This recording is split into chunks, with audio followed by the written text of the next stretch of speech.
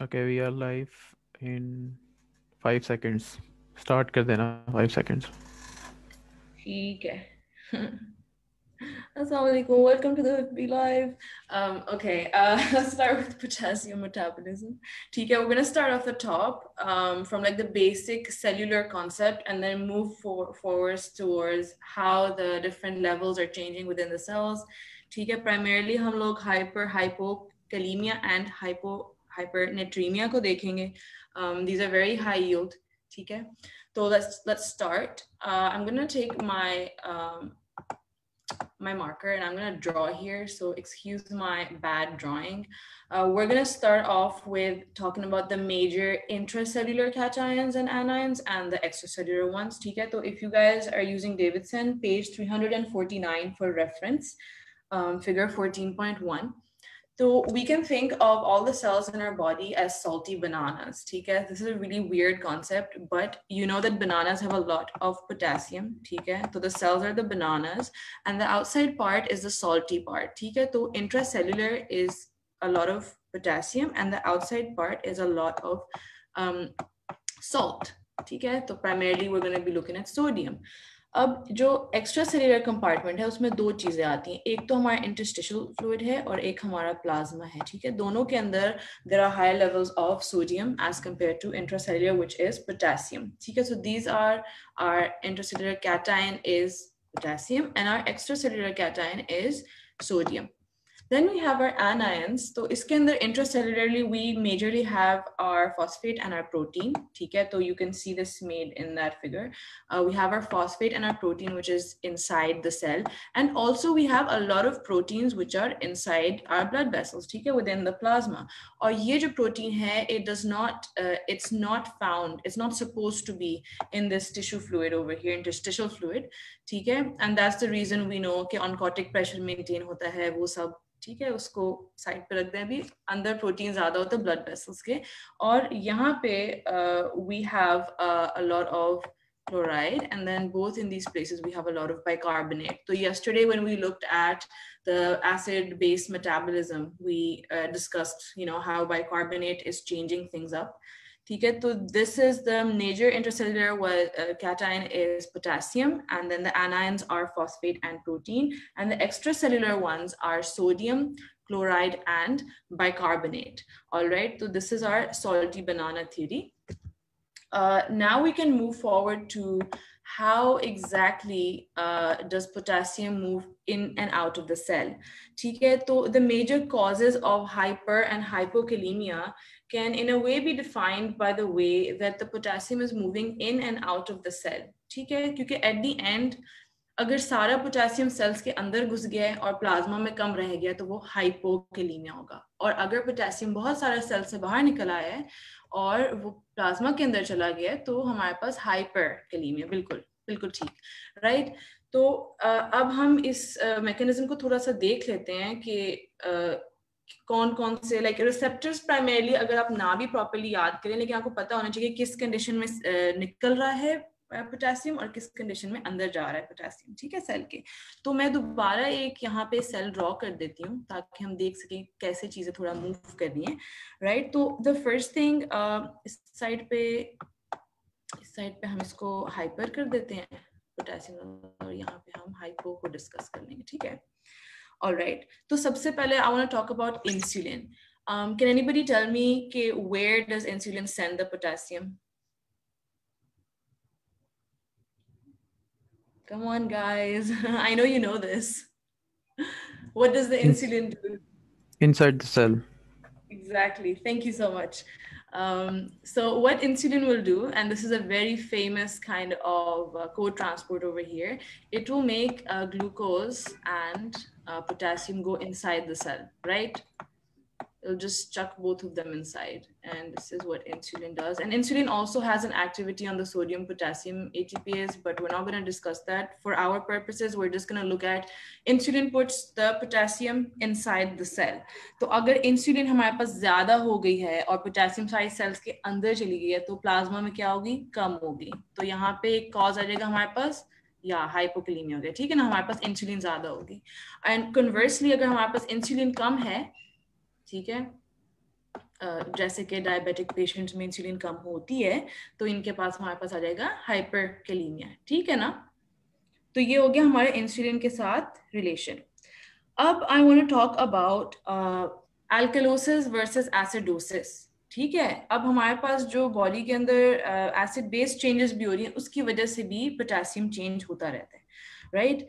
तो जब हमारे पास, I am just gonna draw like this receptor here, जब सेल के अंदर हमारे पास पोटेशियम जा रहा है तो हमारे पास हाइड्रोजन उसकी बदले में निकल रहा है, ठीक है। दोनों पॉजिटिव थे ना, तो इस तरह ये एक अंदर जा रहा है और एक निकल रहा है, ठीक है। तो हमारे पास जब एल्कलोसिस होगा, एल्कलोसिस का मतलब हमारी बॉडी को एसिड चाहिए, तो जब हमारी बॉडी को एसिड चाहिए होगा तो फिर सेल से ये बहुत सारा हाइड्रोजन बाहर निकलेगा और उसके बदले में पोटेशियम अंदर चला जाएगा। तो इसका मतलब है कि hypokalaemia is linked with alkalosis, ठीक है। एंड ये concept I want you to remember कि एल्कलोसिस जब होता है it itself is a cause for hypokalaemia, ठीक है। फिर कन्वर्सली जब एसिडोसिस होता है तो हम नहीं चाहते हाइड्रोजन निकले, तो कन्वर्स करके एसिडोसिस के अंदर वी हैव हाइपर, ठीक है, हाइपरकैलीमिया। एंड ऑल्सो जो फेसबुक पे व्यूअर्स हैं, आई रिकमेंड कि आप प्लीज ये टैग करें अपने फ्रेंड्स को, ये शेयर करें अपने फ्रेंड्स के साथ, ठीक है, so that everyone can learn this together, because this is one of the difficult topics. तो हम इसको ताकि अच्छे से आज ही डिस्कस हो जाए, क्योंकि लाइव देखा जाता है, रिकॉर्डिंग्स बाद में मुश्किल ही देखी जाती हैं, personal experience. Alright, let's get back to this. So we've already discussed कि इंसुलिन ज्यादा होने से और एल्कलोसिस होने से हाइपोकैलीमिया होता है, and the converse is true for hyperkalemia. ठीक है. Then there's another thing that I want to talk about, and that is the activity of beta receptor and the effect that beta agonists have versus the beta antagonists have. ठीक है. So we're just going to discuss the sodium potassium ATPase. Sodium and potassium, तो हमने already discuss किया कि cell के अंदर potassium ज्यादा होता है और बाहर सोडियम क्या होता है, ज्यादा होता है, ठीक है। तो इस डिफरेंस को मेंटेन करने वाला मेन जो पंप है हमारे पास है सोडियम पोटेशियम एटीपीएस। तो वो सोडियम बाहर फेंकता रहेगा और पोटेशियम अंदर फेंकता रहेगा। एक सेकेंड, ये ज्यादा गुचा मुचा हो गया, I hope everyone can understand. Sodium बाहर फेंकता रहेगा, पोटेशियम अंदर भेजता रहेगा, ठीक है। तो इसके ऊपर हमारे पास जो एक्ट करता है वो है बीटा एगोनिस्ट, ठीक है। उसकी एक्टिविटी को बढ़ा देता है, you can think of it like that. तो जब बीटा एगोनिस्ट आएगा तो बहुत सारा हमारे पास पोटेशियम जो है अंदर जाना शुरू हो जाएगा और सोडियम बाहर निकलना शुरू हो जाएगा। तो उसकी वजह से we will have hypokalaemia. Perfect. Hypo All right, wait, मैं comments check कर रही हूँ. Repeat acidosis and alkalosis relation. All right, sure. I'm just gonna go back and we're gonna talk about the acidosis alkalosis. तो मैं इस पहले कचरे को स्क्रीन से हटा दूँ because literally सब गुचा मुचा हो गया. Let's just start again. ठीक है. इंसुलिन मुझे अब सब बताएंगे कि क्या हो रहा है. अब हाइपोकैलीमिया के अंदर इंसुलिन को ज्यादा होना था या कम होना था? हाइपो में माइक ऑन करके बता दो. हाँ ठीक है, इंसुलिन ज्यादा थी तो फिर यहाँ पे हो गई इंसुलिन कम, ये समझ आ गई. अब हम देखते हैं एक रिसेप्टर को, ठीक है, जो हमारे पास जो है ये हाइड्रोजन ऐसे बाहर निकल रहा है और पोटेशियम अंदर जा रहा है, ठीक है. तो ये ऑपोजिट डायरेक्शंस में मूव कर रहा है. जब हमारी बॉडी में एल्कलोसिस है, एल्कलोसिस मतलब हमें एसिड चाहिए, मतलब H+ हमें चाहिए, वो बाहर निकलना चाहिए, तो उसके कन्वर्सली उसके बदले में पोटेशियम बहुत सारा अंदर चला जाएगा. तो इसका मतलब हुआ कि एल्कलोसिस विल कॉज हाइपोकैलीमिया, ठीक है ना. Alkalosis will cause hypokalaemia. फिर कन्वर्सली जब एसिडोसिस होता है तो हम नहीं चाहते हैं कि और एसिड मजीद अब एक्स्ट्रा सेल्यूलर उसमें कंपार्टमेंट में आए, ठीक है. तो ये वाला सिस्टम फिर ऑपोजिट हो जाएगा और एसिडोसिस विल बी कॉजिंग हाइपरकैलीमिया, ठीक है ना. अब हमारे पास नेक्स्ट मैं सोडियम पोटेशियम एटीपीएस की बात कर रही थी. वो मेंटेन कर रहा था हमारा सॉल्टी बनाना, जो सिस्टम था उसको सारा उसने मेंटेन करना था, ठीक है. अब उसके ऊपर जब बीटा एगोनिस्ट एक्ट करेगा, ये सोडियम ऐसे बाहर निकल रहा है और पोटेशियम अंदर जा रहा है, जब उसको एक्ट करना होगा, इस पे ज्यादा इसकी एक्टिविटी कर देगा, तो बीटा एगोनिस्ट की वजह से हमारे पास क्या हो रहा होगा, हाइपोकैलेमिया। क्यों? बिकॉज वो बहुत ज्यादा पोटेशियम अंदर भेज रहे हैं। अब हमारे पास कन्वर्सली जो है, जब हमारे पास बीटा कोई ब्लॉकर होगा, बीटा ब्लॉकर हमारे पास क्या करेगा, हम उसको ब्लॉक कर देगा और फिर कन्वर्स मसला होगा, हाइपरकैलेमिया हो जाएगा, बीटा ब्लॉकर। बिल्कुल सही। एक और चीज है जो सोडियम पोटेशियम एटीपीएस पे काम करती है, एक और ड्रग, ठीक है, वो है डाइजॉक्सिन। और डाइजॉक्सिन में बिल्कुल ऐसे जो हरकत बीटा ब्लॉकर कर रहा था हाइपरकैलेमिया करने वाली, वो डाइजॉक्सिन भी वही कर रहा है, ठीक है। तो ये मेन चीजें हैं intra and extra cellular movement of potassium के ऊपर, ठीक है। फिर एक और तरीका है जिससे आप पोटेशियम लूज कर सकते हो, और वो ये है कि आपकी बॉडी से ही वो निकल रहा है, ठीक है। ये तो था कि बॉडी के अंदर ही वो intra cellular extra cellular compartment में जाके ऐसे है। तो एक और तरीका जिससे आप लूज करोगे अपना, वो है कि वो बॉडी से लॉस हो रहा है। कैसे? जीआई लॉसेस है, रीनल लॉसेस हैं, इसको अब हम इससे पढ़ लेते हैं, ठीक है, राइट। ओके, अच्छा, हाइपोकैलेमिया के अंदर जीआई लॉसेस आ रही हैं, ठीक है। तो वॉमिटिंग एंड नेजोगैस्ट्रिक ड्रेनेज।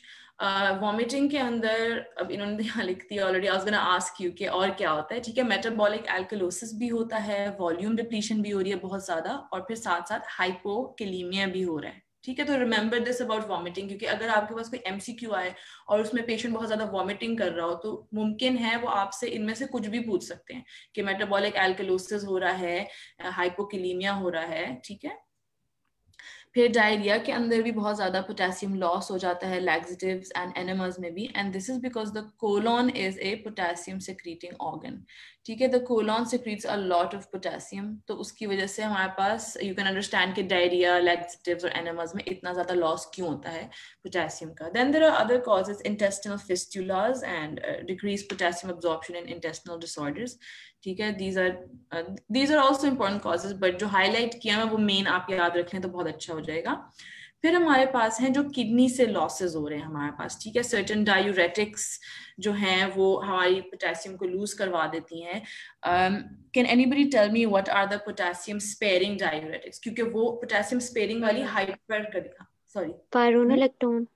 हाँ, स्पाइरोनोलेक्टोन, एप्लेरिनोल। हाँ जी, जबरदस्त, ठीक है।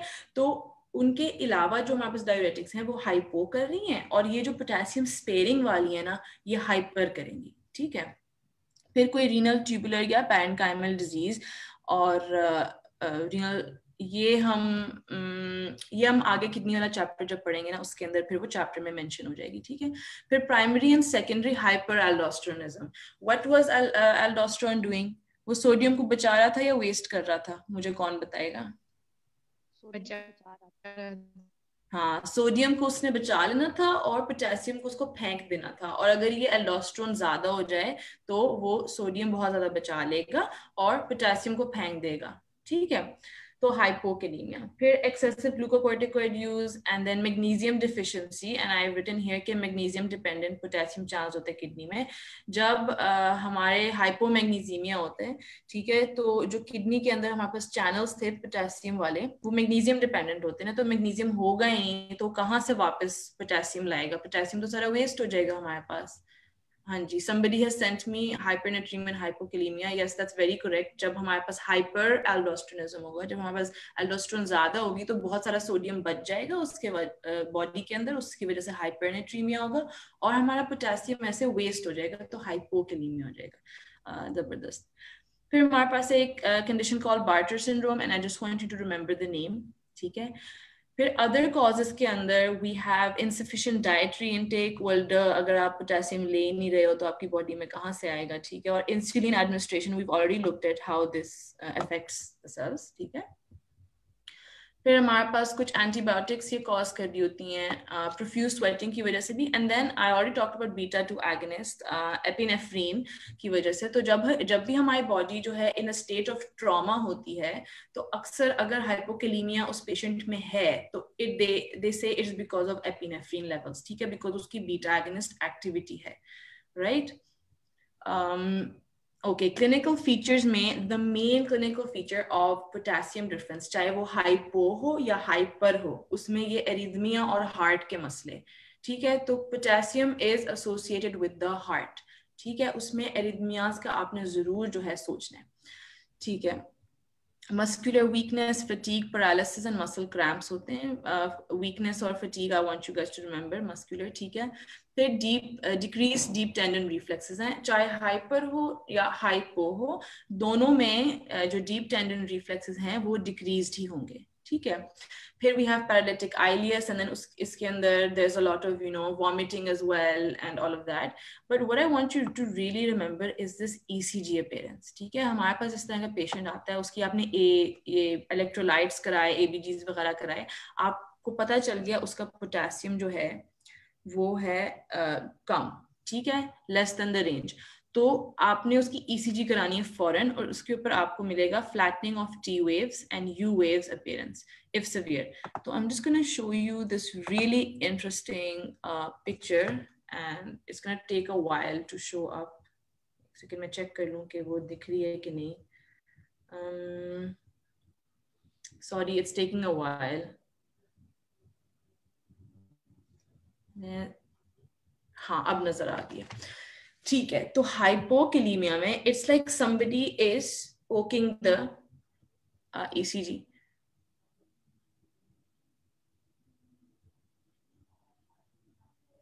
Okay, somebody has sent me a question. What is the most important catch point in clinical scenario that specifies hypokalemia regardless of lab values?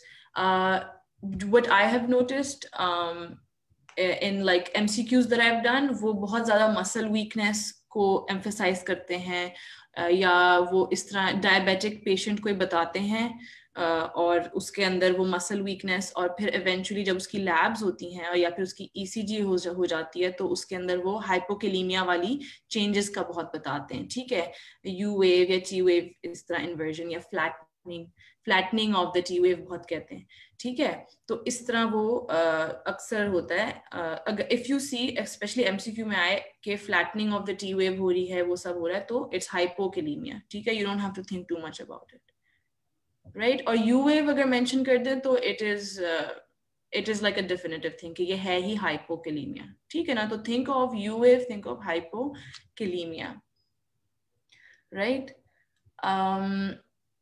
अब हम हाइपरकैलेमिया की ना ECG बाद में देखेंगे जब हम हाइपर पढ़ते हैं, ठीक है। तो हाइपोकैलेमिया में हमने पढ़ लिया कि U वेव होती है, फ्लैटन T वेव्स होती हैं, ठीक है। ये चीजें आपको अच्छे से पता होनी चाहिए। Does anyone have anything to add?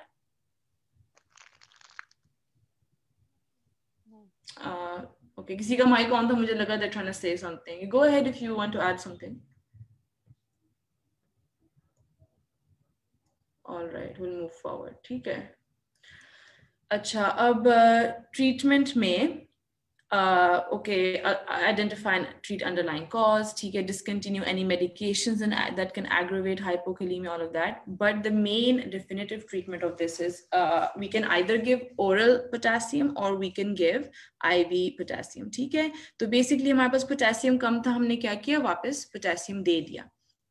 अच्छा, अब ट्रीटमेंट में क्या आ रहा है, oral जो कह रहे हैं potassium chloride is the safest method of replacement, ठीक है, एंड मोस्ट इंस्टेंसेस में यही यूज होता है। एंड सेफ क्यों है, बिकॉज हमारे जो GI जिस रेट पे हमारा GI अब्जॉर्ब करता है वो इतना फास्ट नहीं है कि कभी भी हमारी बॉडी में ऐसे हाइपरकैलेमिया डेवलप हो जाए इस वजह से, ठीक है। ऑब्वियसली अब कम था पोटेशियम, हम दे रहे थे पोटेशियम, ये ना हो कि हम उल्टा उसको ज्यादा दे दें और फिर उसकी दूसरा मसला शुरू हो जाए, ठीक है। क्योंकि एसेंशियली दोनों हाइपर और हाइपो में था तो हार्ट का मसला, ठीक है, तो एरिथमिया दोनों में हो रहे थे, तो हम इसको ऊपर नीचे बिल्कुल भी नहीं जाने दे सकते।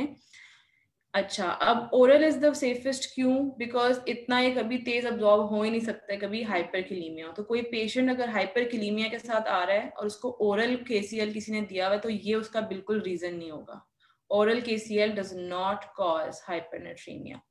Alright, then we have IV KCL, और ये हमने सिवियर फॉर्म्स के लिए रखा हुआ है क्योंकि आई ऑलरेडी टोल्ड यू कि डेंजर है हाइपरकिलीमिया होने का। तो IV KCL can be given in severe cases, ठीक है। और if the patient has arrhythmia secondary to hypo, हम इसको स्लोली देते हैं in order to avoid the hyperkalaemia. और फिर हमने मॉनिटर करना है बोथ पोटेशियम के लेवल्स और ECG को, ठीक है। ECG को मॉनिटर करना है, पोटेशियम के लेवल्स को मॉनिटर करते रहना है। तो इन्होंने यहाँ पे डिफरेंट इन्फ्यूजन रेट्स दिए हुए हैं। साथ में हम लोग बैग के अंदर लाइडोकेन भी डालते हैं, ठीक है, क्योंकि पोटेशियम ऐसे सडनली रिप्लेनिश करने से पेन होता है बहुत ज्यादा, इसको हम कहते हैं पोटेशियम बर्न्स। तो हम लाइडोकेन डालते हैं बैग में just to decrease that pain, ठीक है। एंड देन दे सेड के दूसरे इलेक्ट्रोलाइट इम्बैलेंसेस को, स्पेशली हाइपोमैग्नीसीमिया को भी करेक्ट करो if you want to see a proper clinical improvement in the patient, ठीक है। तो ये हमारे पास क्या हो गया इसकी ट्रीटमेंट में, ओरल KCL, IV KCL, ठीक है, just as a short revision. Alright, इसका ये बहुत अच्छा ये बना हुआ स्टेप अप में, तो आई हाईली रिकमेंड कि ये आप इसको देख लें एक दफा। In fact will go over this together later on, ठीक है। Eight the and let's go over together जब हम हाइपर कर लेते हैं, ताकि हमारे ब्रेन में अच्छी सी अंडरस्टैंडिंग हो जाए। Right, now we have hyperkalaemia. This is for me personally, जो मैंने पास पेपर्स में देखा, ये बहुत ज्यादा हाई यील्ड है और ये तकरीबन हर वक्त ही पूछ रहे होते हैं, ठीक है। क्यों? बिकॉज इसकी कॉजेज ही इस तरह की हैं। इसके अंदर एक हमारे पास है कि टोटल बॉडी पोटेशियम इंक्रीज हो गया, और ये रीनल फेलियर की वजह से हाइपरकिलीमिया होता है। रीनल फेलियर कॉजेज हाइपरकिलीमिया, और ये हमारे पूरे रीनल के चैप्टर के लिए यही हो रहा होगा, हाइपरकिलीमिया, ठीक है। अक्यूट हो सकता है, क्रॉनिक हो सकता है।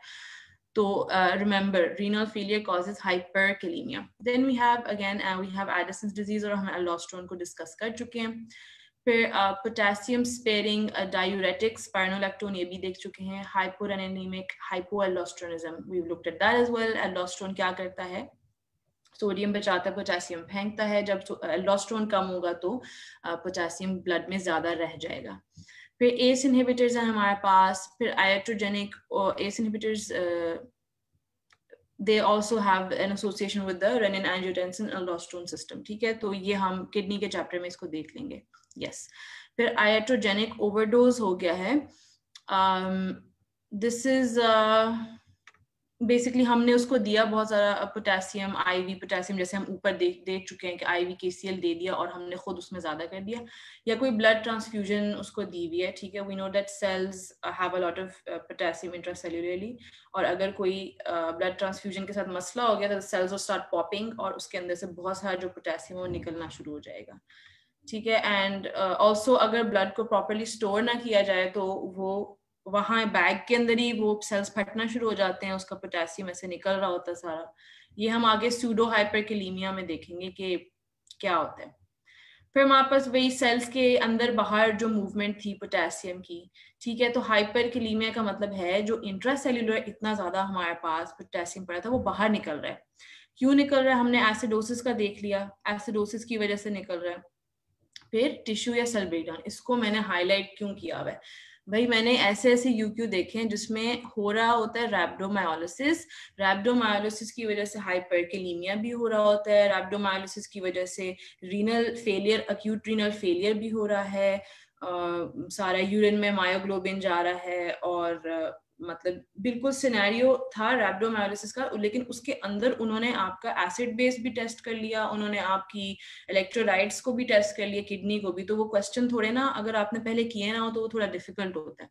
तो रिमेंबर कि रैप्डोमायोलिसिस में मसल जब ब्रेक डाउन होता है, इनफैक्ट इसको हम थोड़ा ना डिटेल में देख लेंगे कॉजेस डिस्कस करने के बाद, ठीक है। हिमोलिसिस में और बर्न्स में, या ठीक है। और GI ब्लीडिंग की कोई कॉज हो, और इंसुलिन डिफिशिएंसी में स्पेशली, ठीक है। ये हम देख चुके हैं इंसुलिन डिफिशिएंसी किस में होती है, डायबिटिक्स में होती है। फिर बीटा ब्लॉकर की रैपिड एडमिनिस्ट्रेशन, और ये भी हम देख चुके हैं कैसे होगा।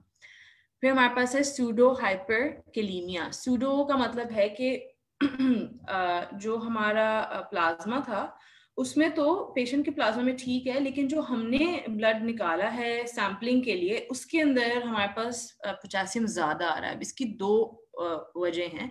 एक ये है कि आपने टोर्निकेट को बहुत बहुत ज्यादा देर के लिए यूज किया और उसकी वजह से उसी एरिया में जहां आप टेस्ट ले रहे थे तो वहां पे एसिडोसिस हो रहा होगा और जो पोटेशियम है वो सेल से लीक होना शुरू हो जाएगा। ठीक है, या फिर ये कि आपने सैंपल ले लिया और वो प्रोसेस करने में टाइम लग गया, ठीक है, तो वो ऐसे वायल हिलती रही और वो सेल्स जो हैं वो फट फट के जो है बाहर निकल के पोटेशियम उसमें ज्यादा हो गया।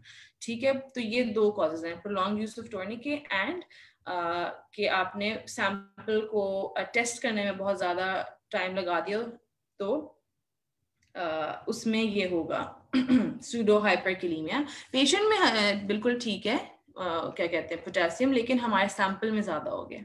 ठीक है, तो उस केस में आप रीटेस्ट करोगे उसको। राइट, अब हम देख लेते हैं इसको रैब्डोमायोलिसिस को थोड़ा सा देख लेते हैं, just to like discuss some causes and maybe we'll discuss a scenario as well. I've written it down in my notes, you know, so I'm just looking for them. I seem to have lost them. All right. अच्छा, rhabdomyolysis means that skeletal muscle का breakdown हो रहा है, ठीक है। इसकी कुछ causes हैं किस किस वजह से हो सकता है। एक तो डायरेक्ट डैमेज होगा ना हमारे स्केलेटल मसल्स को, ठीक है, ट्रॉमा हो गया, कोई ब्लंट या क्रश इंजरी होगी, जैसे हमने सर्जरी में कंपार्टमेंट सिंड्रोम पढ़ा था, वो सब हो रहा है, ठीक है। तो उस केस में हमारे पास रैब्डोमायोलिसिस होगा और उसकी वजह से क्या होगा, हाइपरकैलेमिया, राइट। फिर कोई इस्कीमिक कॉज हो सकती है, कोई थ्रोम्बोसिस बन गया है और मसल्स को ब्लड सप्लाई नहीं ठीक मिल रही तो वो ब्रेक डाउन होना शुरू हो जाएंगे, ठीक है। फिर हाइपरथर्मिया, किसी को कोई क्या कहते हैं हीट स्ट्रोक हो गया है बहुत ज्यादा, ठीक है, तो any cause of hyperthermia will lead to rhabdomyolysis, ठीक है, क्योंकि जो हमारे जो मेम्ब्रेन है उसको डैमेज होना शुरू हो जाता है, सेल मेम्ब्रेन को, तो फिर वो ब्रेक डाउन होना शुरू हो जाता है सारा।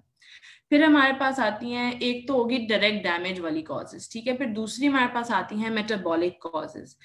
इसके अंदर या फिर एटीपी हमारी बॉडी में फॉर एनी रीजन कम हो जाए, ठीक है, या फिर हमारे इलेक्ट्रोलाइट्स जो हैं वो इम्बैलेंस होना शुरू हो जाए। मैं इसकी डिटेल में जाऊंगी, बस जस्ट रिमेंबर मेटाबॉलिक कॉजेज। फिर नंबर 3 है ड्रग्स एंड टॉक्सिन्स। ड्रग्स कोई पेशेंट ले रहा है, जैसे कोकेन ले रहा है, MDMA ले रहा है, या फिर कोई थेरेप्यूटिक उसके लिए SSRIs ले रहा है, जो भी एंटीसाइकोटिक्स हैं, रिमेंबर जो न्यूरोलेप्टिक मैलिग्नेंट सिंड्रोम कर रही थी, वो वाली ड्रग्स जो हैं हमारे पास ये कॉज कर सकती हैं रैब्डोमायोलिसिस। तो इसके अंदर क्या होगा, हमारे पास इन्वेस्टिगेशंस में जब हम जैसे ABGs लेंगे, उसके हम सीरम इलेक्ट्रोलाइट्स वगैरह करवाएंगे, ठीक है, तो और साथ में हम लोग CPK लेवल्स जब मेजर करेंगे तो हमारे पास CPK क्या होने चाहिए। अगर मसल ब्रेक डाउन हो रहा है तो CPK को क्या होगा, हाँ जी बताएं। रेज्ड होगा। ठीक है, मसल ब्रेक डाउन हो रहा है तो ये रेज्ड होगा, जब भी मसल इंजरी होती है ये रेज्ड होता है। और फिर हमारे पोटेशियम को क्या हुआ होगा, कौन बताएगा मुझे। वो भी रेज्ड होगा।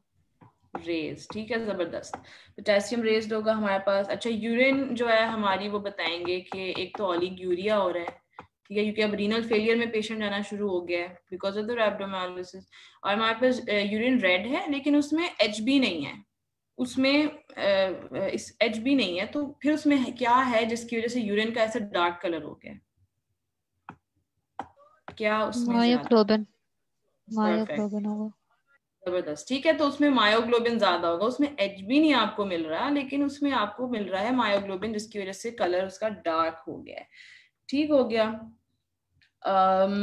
तो ये हो गया मेन इसका ट्रीटमेंट यही है कि आप ना उसको एक्सेसिव हाइड्रेशन दें, ठीक है। एक तो ऑब्वियसली पहला होगा एलिमिनेट करें कॉज, कोई अगर ड्रग है, कोई ऐसी इंजरी टाइप कुछ हुआ है जिसकी वजह से उसको हुए जा रहा है। खैर इंजरी तो एक दफा हो जाए तो उसको तो आप ऐसे एलिमिनेट नहीं कर सकते, लेकिन जैसे ड्रग्स हैं उनको आप एलिमिनेट कर दें उस वक्त। और एक्सेसिव, इसको कहते हैं हम हाइपर हाइड्रेशन। इसके अंदर ना हम बहुत ज्यादा जो है रिंगर्स लैक्टेट देंगे, मतलब ओवर 24 आवर्स आप बहुत ज्यादा रिंगर्स लैक्टेट दोगे और आप यूरिन को मॉनिटर करते रहोगे, ठीक है। और इसमें ये है कि आपने ख्याल से देना है, ये ना हो कि आप उसको रीनल फेलियर की वजह से उसका फ्लूइड ओवरलोड शुरू हो जाए। ठीक है, तो इसको आपने बैलेंस करना होता है उसके साथ डायूरेटिक्स के साथ बैलेंस करके। बहुत ज्यादा आपने उसको फ्लूइड्स दे दिए और आपने उसका यूरिन वॉल्यूम बढ़ाना होता है, 200 cc पर आवर करना होता है। ठीक है, तो फ्लूइड ओवरलोड नहीं होने देना, रिंगर्स लैक्टेट देना बहुत ज्यादा, और उसका यूरिन इनपुट आउटपुट मेजर सब करना है। ठीक है, इसको हम कहते हैं हाइपर हाइड्रेशन, और ये इसका बेस्ट ट्रीटमेंट है। एंड इवेंचुअली जब मायोग्लोबिन जो है निकल जाता सारा यूरिन में, और ये जो टॉक्सिक चीजें सारी निकल जाती है, यूरिन का फंक्शन खुद, सॉरी यूरिन क्या कहें, किडनी का फंक्शन सारा खुद ही ठीक हो जाता है। somebody has asked me potassium कैसे रेज होगा इन मसल ब्रेकडाउन। मैंने बताया कि जब भी इंट्रासेल्यूलर कोई भी मसला होगा, जब अगर सेल कोई टूट रहा है तो उसके अंदर से जो पोटेशियम है वो बाहर निकल आएगा। ठीक है, तो हमारे सारे बॉडी के सेल्स के अंदर जो पोटेशियम है वो हाई होता है, और जब भी हमारे बॉडी का कोई भी सेल ब्रेक होगा, हाँ बिल्कुल सेल लाइसिस, ठीक है, तो रैप्डोमायोलाइसिस मतलब मायोलाइसिस, ठीक है, मसल सेल है ब्रेक डाउन हो रहा है, तो उसमें पोटेशियम सारा निकल रहा है, लीक हो रहा है। ठीक हो गया ना, तो ये हमने इसको डिस्कस किया है टॉपिक को। तो जब आप पास पेपर कर रहे होंगे ना, तो फिर आपको नजर आएंगे ऐसे सवाल। ठीक है ना। अच्छा, अब हमने इसके अच्छे से कॉजेज डिस्कस कर लिए हैं, अब हम इसके क्लिनिकल फीचर्स को देख लेते हैं। क्लिनिकल फीचर्स में मैंने कहा था कि arrhythmias are the most important, heart problems go with potassium. ठीक है, और इसके अंदर हम ईसीजी देखेंगे। अगेन पिछली ईसीजी में हमारे पास क्या आ रहा था, हमारे पास फ्लैटेंड टी वेव्स आ रही थी और यू वेव आई थी सिवियर केसेस में। ठीक है, इसके अंदर हमारे पास क्या है, tall peaked T waves and QRS widening. जबरदस्त। ठीक है, I really appreciate the people in the chat जो मेरे साथ interact कर रहे हैं. I really like reading your answers. ठीक है, तो tall peaks, T waves and QRS widening. And again ये हम इस picture को देख लेते हैं. अच्छा, ये आ गई. तो it's like somebody is pulling the T wave. ठीक है, तो what I want you to remember for hyperkalemia के टी वेव हाइपर हो गई है, वो पीक्ड हो गई है, टॉल पीक टी वेव बन गई है, और जो पूरी ईसीजी है उसको कोई साइडों से पकड़ के स्ट्रेच कर रहा है। ठीक है, प्रोलॉन्ग्ड पीआर इंटरवल हो गया है, वाइडेंड क्यूआरएस इंटरवल हो गया है, तो it's almost like somebody has pulled this ECG both ways, wide flat P wave हो गई है, प्रोलॉन्ग पीआर इंटरवल हो गया है। ठीक है, और फिर बस जो टी वेव है ना वो बहुत हाइपर हो गई है, उसको यहाँ से कोई पुल कर रहा है। ठीक है, तो remember the QRS widening, the prolonged PR interval, the wide flat P wave, the tall peak T wave. In contrast, hypokalemia के अंदर remember U wave, hypo U wave, ठीक है, और T wave इसमें हाइपर नहीं है, इसमें फ्लैटेंड है। ठीक है, तो ये मेजर दोनों की ईसीजीज आपने अच्छे से रट लेनी है, ये आपको याद होनी चाहिए। ठीक है, अब हम वापस इस पे चले जाते हैं। हमने देख ली ईसीजी, उस पे हमें ये वही लॉस ऑफ पी वेव्स हो गया और सब, और फाइनली इसका हाइपर का साइन पैटर्न आता है। साइन पैटर्न इज लाइक ये, ठीक है, इस तरह का पैटर्न आएगा जब बहुत ज्यादा, दिस इज वेरी डेंजरस। ठीक है, ये आप नहीं देखना चाहते, ये सिवियर हाइपर कलीमिया में हो जाएगा। फिर मसल वीकनेस, अगेन मैंने लास्ट टाइम भी मेंशन किया था कि दोनों हाइपर हाइपर में मसल वीकनेस का वो मेंशन करेंगे, दोनों में डिक्रीज्ड डीप टेंडन रिफ्लेक्सेस होंगे। फिर उसके अलावा there is nausea, vomiting and all of that. Right, अब इसकी हम ट्रीटमेंट देख लेते हैं। इसकी ट्रीटमेंट इतनी हाई यील्ड है, मतलब मैं बता नहीं सकती कितनी हाई यील्ड है। ठीक है, ये हर जगह आपसे पूछी जाएगी और ये आपको करनी आनी चाहिए। तो ये हम पेज नंबर डेविडसन का खोल लेते हैं, उसके ऊपर एक बड़ा अच्छा टेबल बना हुआ है इसकी ट्रीटमेंट का, उसको आप याद कर लेना तो आपकी जिंदगी सेट हो जाएगी। ठीक है, ये मैं डेविडसन खोल रही हूँ अभी, सॉरी मुझे टाइम लगता है, ये ना मेरी बुक मैंने अलहदा की है। अच्छा, पेज 363 डेविडसन का, ये देखो मैं लिखा हुआ भी था अपनी आसानी के लिए, पेज 363 ऑफ डेविडसन। तो we're gonna look at the treatment of hyperkalemia. Right, I'm just gonna read it from here and then also show you, excuse my, एक second, follow, I'm having some technical difficulties with my laptop. हाँ, अब ठीक है। अच्छा, पहले हमने 3 चीजें करनी है हाइपरकैलेमिया की ट्रीटमेंट में, 3। पेज नंबर है 363, ठीक है, पेज नंबर 363 डेविड चलते। अच्छा, हमने पहले करना है कि मेन मसला हो रहा था हार्ट का, तो हमने पहले उसकी मेम्ब्रेन को स्टेबलाइज करना है, ठीक है। मायोकार्डियल जो मेम्ब्रेन है हमने उसको स्टेबलाइज करना है। वो कैसे करेंगे? हम आईवी कैल्शियम ग्लूकोनेट देके। Okay, somebody has asked me a question and I will get back to it after the treatment of hyperkalemia, ठीक है। अच्छा, आईवी कैल्शियम ग्लूकोनेट देना है for the stabilisation of the myocardial membrane, क्योंकि main क्या मसला होता है एरिथमिया का, मतलब it's more fatal to the patient के पहले हम उसको पोटेशियम को सही करने में लग जाए तो खुदा ना खास्ता उसको कोई वहां मसला हो जाए, तो हम पहले करेंगे आईवी कैल्शियम ग्लूकोनेट, ठीक है। क्या करेगी? स्टेबलाइज करेगी मायोकार्डियल मेम्ब्रेन को, ठीक है। फिर नेक्स्ट चीज हम क्या कर रहे थे, अब हमने हार्ट को स्टेबलाइज कर दिया, हार्ट की तरह से थोड़ी सी तसल्ली होगी हमें। अब हम करेंगे, शिफ्ट करेंगे जो पोटेशियम है उसको सेल्स में, क्योंकि ये थोड़ा फास्टर प्रोसेस है, इसको जल्दी से हम पोटेशियम साइना सेल्स के अंदर घुसाने की कोशिश करेंगे। ये हम कैसे करेंगे? पहले हम मतलब सबसे पहले we have to give IV glucose and insulin, ठीक है। इन्होंने यहाँ टॉप पे इनहेल्ड बीटा एगोनिस्ट लिखा हुआ है, लेकिन इसका बेस्ट आंसर है कि आईवी ग्लूकोज प्लस इंसुलिन देने से हम पोटेशियम को जल्दी से सेल्स के अंदर घुसा देंगे। उसके अलावा हम इनहेल्ड बीटा एगोनिस्ट भी दे सकते हैं, और सिवियर अगर पेशेंट को ऑलरेडी सिवियर मेटाबॉलिक एसिडोसिस है तो उस केस में हम उसको आईवी सोडियम बाइकार्बोनेट भी देंगे, ठीक है। ये हमने ऑलरेडी मेटाबॉलिक एसिडोसिस की ट्रीटमेंट में पढ़ा था कि सिर्फ सिवियर केसेस में देना है, और मतलब जस्ट टू कॉज एल्कलोसिस जो शिफ्ट करेगा potassium into the cells and also for its treatment. लेकिन मेन याद करना है shift potassium into the cells के लिए आईवी ग्लूकोज एंड इंसुलिन, ठीक है, ग्लूकोज एंड इंसुलिन। फिर हमारे पास है कि अब हमने सेल्स के अंदर डाल दिया उसको जितना सेल्स के अंदर जा सकता था, और उसके साथ हमने पोटेशियम को बॉडी से रिमूव करना है, ठीक है। इसके लिए we have the first thing we gonna try is IV furosemide and normal saline. तो think of it like this, हमने क्या निकालना है? हमने पोटेशियम, ठीक है ना। तो हम क्या करेंगे, हम एक सेकेंड, फ्यूरोसेमाइड से जो हमारे यूरिन के अंदर बहुत ज्यादा जो है पोटेशियम निकल जाएगा, ठीक है, मैं या डायूरिसिस हो जाएगा। लेकिन अब हम बॉडी से जो बाकी चीजें थी मतलब सोडियम क्लोराइड वगैरह है, फ्लूइड है, वो तो नहीं लूज करना चाह रहे ना, तो उसकी रिप्लेसमेंट के लिए हम क्या करेंगे, हम उसको दे देंगे नॉर्मल सेलाइन। तो IV furosemide and normal saline, तो I written IV furosemide and normal saline in the notes here, ठीक है। And for these patients you have to make sure कि उनका रीनल फंक्शन नॉर्मल है। अब कोई बेचारा क्रॉनिक रीनल फेलियर वाला है, आप उसको इतने ज्यादा फ्लूइड्स दे देंगे, कैसे निकलेगा वो? उसको किडनीज ही नहीं काम कर रही, ठीक है। तो मेक श्योर कि उसका रीनल फंक्शन एडिक्वेट है, और उसमें आप देंगे IV furosemide and normal saline. उसके अलावा we can also use ion exchange resins.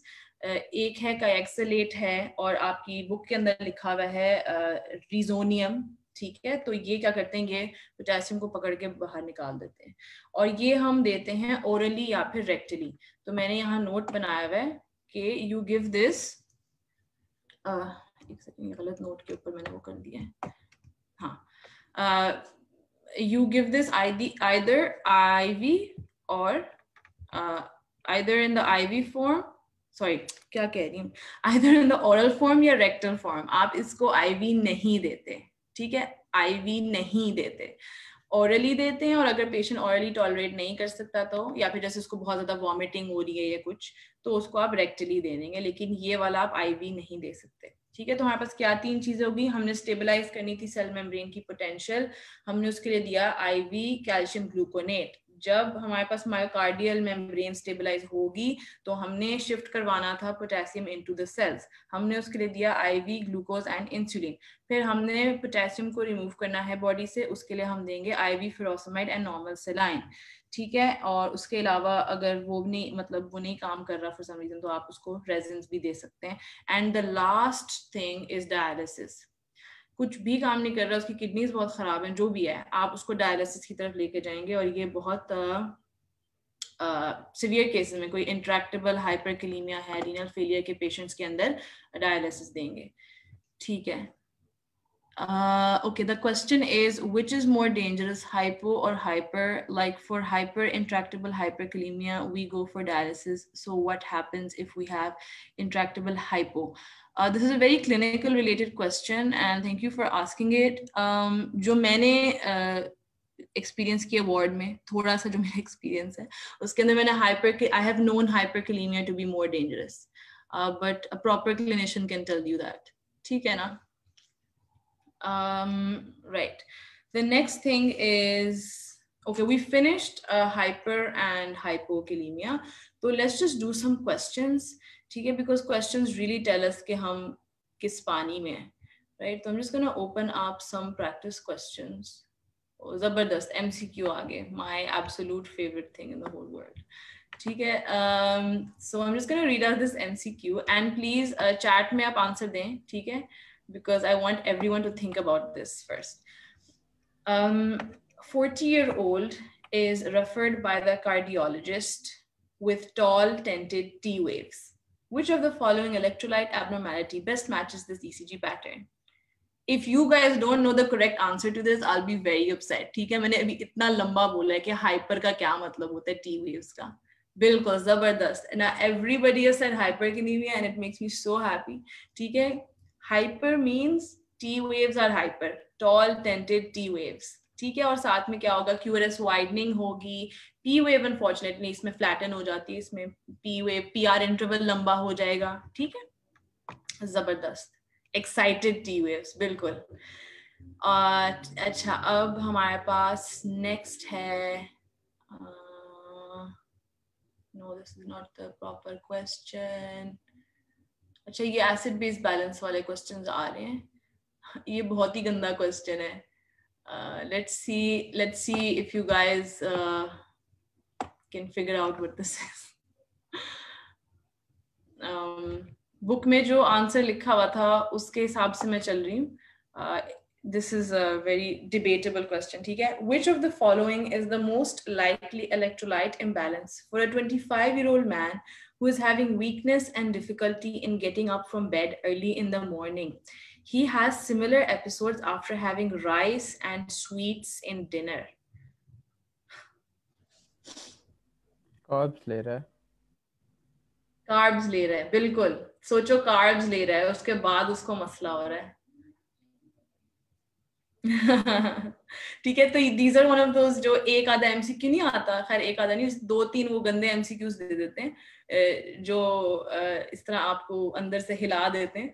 So basically I think what they want you to see is that he is having sweets in dinner. जब किसी की बॉडी में हम इस तरह बहुत ज़्यादा शुगर डाल देंगे और इतनी ज़्यादा इंसुलिन एकदम रिलीज होगी, इंसुलिन पीक होगी, तो वो इंसुलिन सारे पोटेशियम को अंदर भेज देगी.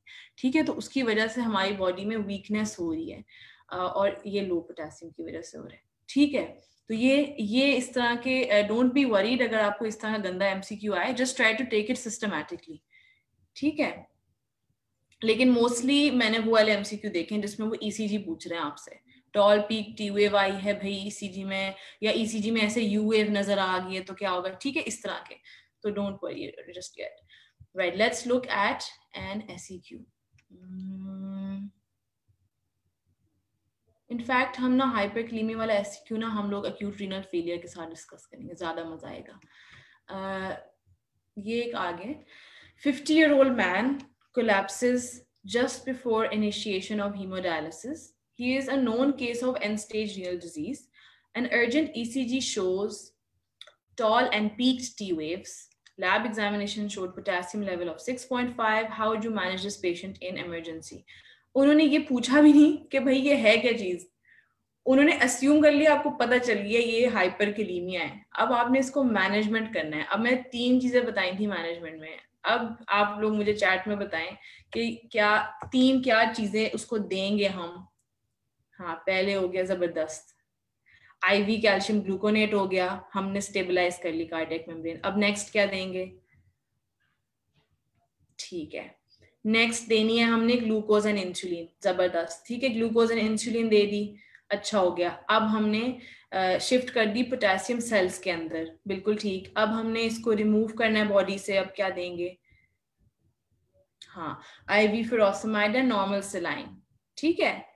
तो ये मेन 3 चीजें भी अगर आप इस तरह याद रखने और इसकी ट्रीटमेंट में अच्छे से लिख दें तो आपके लिए अच्छा हो जाएगा। ऑब्वियसली मैं हाईली रेकमेंड करती हूँ कि ये वाला जो टेबल है पेज 363 पे, आप इसको पूरा का पूरा इसी तरह अपने ब्रेन में छाप लें, ठीक है, ताकि आप पूरा इसको अच्छे से आंसर कर लें। Would we go for dialysis? Yes, eventually we will have to go for dialysis because of the nice catch, end stage renal disease. Sorry, इसके अंदर आईवी फिरोसमाइड ना ही दें तो बेहतर है। We should go for dialysis. Excuse me. Yes. Thank you for that. IV इसके अंदर ivy फिरोसमाइड ना ही दें तो बेहतर है, इसके अंदर डायलिसिस करें, ठीक है। Thank you for pointing that out. See, you guys have gotten smart, smarter than me. Nice. Thank you so much. This is our discussion for hypo and hyperkalemia. ठीक है, next we're going to do hypo and hypernatremia, लेकिन we've earned ourselves a well-deserved break. तो हम शुरू करेंगे 6:49 हुए हैं, ऐसा करते हैं हम 7:05 पे वापस आते हैं, क्या ख्याल है? ठीक है, चलो 7:05 पे मिलते हैं, तब हम सोडियम के मसले डिस्कस करेंगे, ठीक है। सी you guys.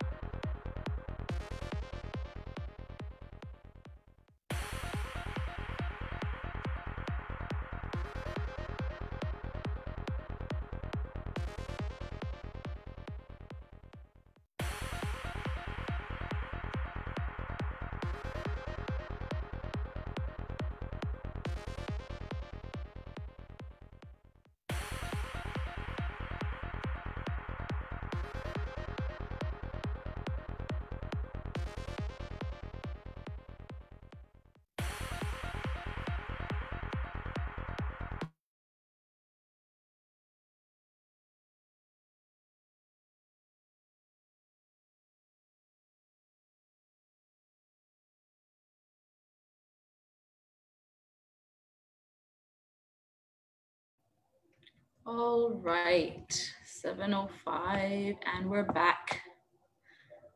All right, I'm just gonna have a quick audio check. मेरी आवाज बिल्कुल ठीक आ रही है? Yes, आ रही है. Right, जबरदस्त. अच्छा, great. I just want to talk about a few of our sessions that are going to be coming up. Sika. So we have an M2 past paper session and also a PEDS past paper session जो soon शुरू होने वाला है, as well as another M1 session. जैसे कि हमने ये M2 session पढ़ाया उसी तरह M1 session हो रहा होगा. ठीक है, तो उसकी जो details हैं इंशाल्लाह उसके links आपको share कर दिए जाएंगे और आप उन लिंक्स से प्रॉपर उसका रीड अप कर सकते हैं कि what there about and how it's going to happen, tentative dates and all the other information will be there इंशाल्लाह. ठीक है, तो if anyone's interested, you're most welcome. Right, now we can start with our sodium metabolism. ठीक है. First, let's just go over a little bit about how sodium moves inside our body. ठीक है, हमने already देख लिया कि sodium जो है हमारा जो extracellular fluid का main ऑस्मोटिकली एक्टिव जो है कैटायन है. ठीक है, तो सबसे इंपॉर्टेंट कैटायन एक्स्ट्रासेल्युलर फ्लूइड का है सोडियम. अब सोडियम जो है वो फ्लूइड मूवमेंट के साथ बहुत ज्यादा रिलेटेड है. ठीक है, तो जैसे अगर सोडियम हमारे ब्लड में ज्यादा रह जाता है तो वो सारे पानी को खींच लेता है. ठीक है, एंड कन्वर्सली अगर सोडियम हमारा जाया हो जाता है तो वो पानी को साथ लेके बाहर निकल जाता है बॉडी से. ठीक है, तो ये बेसिक सोडियम और एक पानी की जो चल रही है हमारे पास वो आपने याद रखनी है. ठीक है, कि क्या कैसे कौन सी चीज किससे ज्यादा हो रही है. तो हम इसको ऐसे देख लेते हैं सोडियम के कॉन्टेक्स्ट में. ठीक है, I already told you an increase in sodium intake results in an increase in the extracellular fluid volume. ठीक है, और इसकी वजह से जो है GFR इंक्रीज हो जाता है, इसके कन्वर्स में सोडियम एक्सक्रीट हो जाता है. फिर जो है a decline in the extracellular volume results in decreased GFR and reduction in sodium excretion. तो indirectly हम सोडियम वापस ले रहे हैं. ठीक है, अब diuretics हमारे पास किस point पे act sorry, did someone want to add something? All right. अच्छा, अब डाययूरेटिक्स कैसे काम करते हैं. अब पेज 351 पे हमारे पास होम्योस्टेसिस का एक डेविडसन के अंदर पेज 351 के ऊपर पेज नंबर हमारे पास एक सोडियम के मेटाबॉलिज्म बेसिकली सारा जो नेफ्रॉन के अंदर क्या क्या ट्रांसपोर्ट मैकेनिज्म है उसका पूरा एक अच्छी पिक्चर बनी हुई है. ठीक है, तो अब हम डिफरेंट जो डाययूरेटिक्स है उसका थोड़ा सा देख लेते हैं कि वो क्या कहाँ एक्ट कर रहे हैं, क्या चीज निकाल रहे हैं, कैसे कर रहे हैं. ठीक है, अब डाययूरेटिक्स क्या करते हैं, दे इनहिबिट सोडियम रीअब्जॉर्प्शन. ठीक है, बहुत सारे डिफरेंट मैकेनिज्म है. हमारे पास जो फ्यूरोसमाइड है, फ्यूरोसमाइड लूप ऑफ हेनले के अंदर हमारे पास एक रिसेप्टर था, 1 सोडियम 1 पोटेशियम 2 क्लोराइड जो ट्रांसपोर्टर था हमारे पास, उसको ये जाके जो है ब्लॉक कर देता है. ठीक है, तो इसकी वजह से यू कैन टेल कि बहुत ज्यादा सोडियम क्लोराइड पोटेशियम तीनों की वेस्टिंग हो रही है. ठीक है, अब सोडियम जो है उसकी वेस्टिंग हो रही है, मतलब फ्लूइड बहुत ज्यादा बाहर निकल गया. और ये I want to remember is one of the most potent diuretics. ठीक है, तो सबसे ज्यादा फ्लूइड बाहर ये फेंकेगी.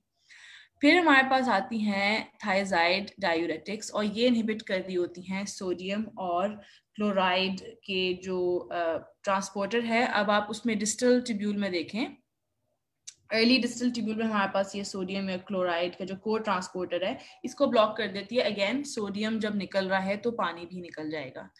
फिर हमारे पास एक और आ रहा है बाद में जो स्पाइरोनोलैक्टोन वगैरह हैं, तो ये बेसिकली जो है हमारे पास जो यहाँ पे रिसेप्टर्स हैं, क्या कह सकते हैं, sorry my words are getting jumbled a little bit. ये aldosterone की basically activity के साथ जो है issues करेंगे. ठीक है, तो a decrease in renal perfusion pressure results in activation of renin angiotensin aldosterone system, and aldosterone increases sodium reabsorption and causes potassium secretion.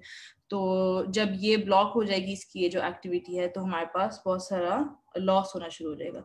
अच्छा, I want to talk about ये जो अमाइलोराइड है और स्पाइरोनोलैक्टोन, एक्सक्यूज मी, ये block करते हैं ये ENaC channels को. यहाँ पे जो हमारे पास लेट डिस्टल ट्यूब्यूल में है ना, इससे करेक्शन कर लेंगे. लेट डिस्टल ट्यूब्यूल में ये जो हमारे पास इनएक्ट चैनल्स हैं इसको ये ब्लॉक करते हैं, तो उसकी वजह से जो है सोडियम वापस नहीं आ पाता, तो बहुत ज्यादा फ्लूइड वेस्टिंग हो जाती है, ठीक है।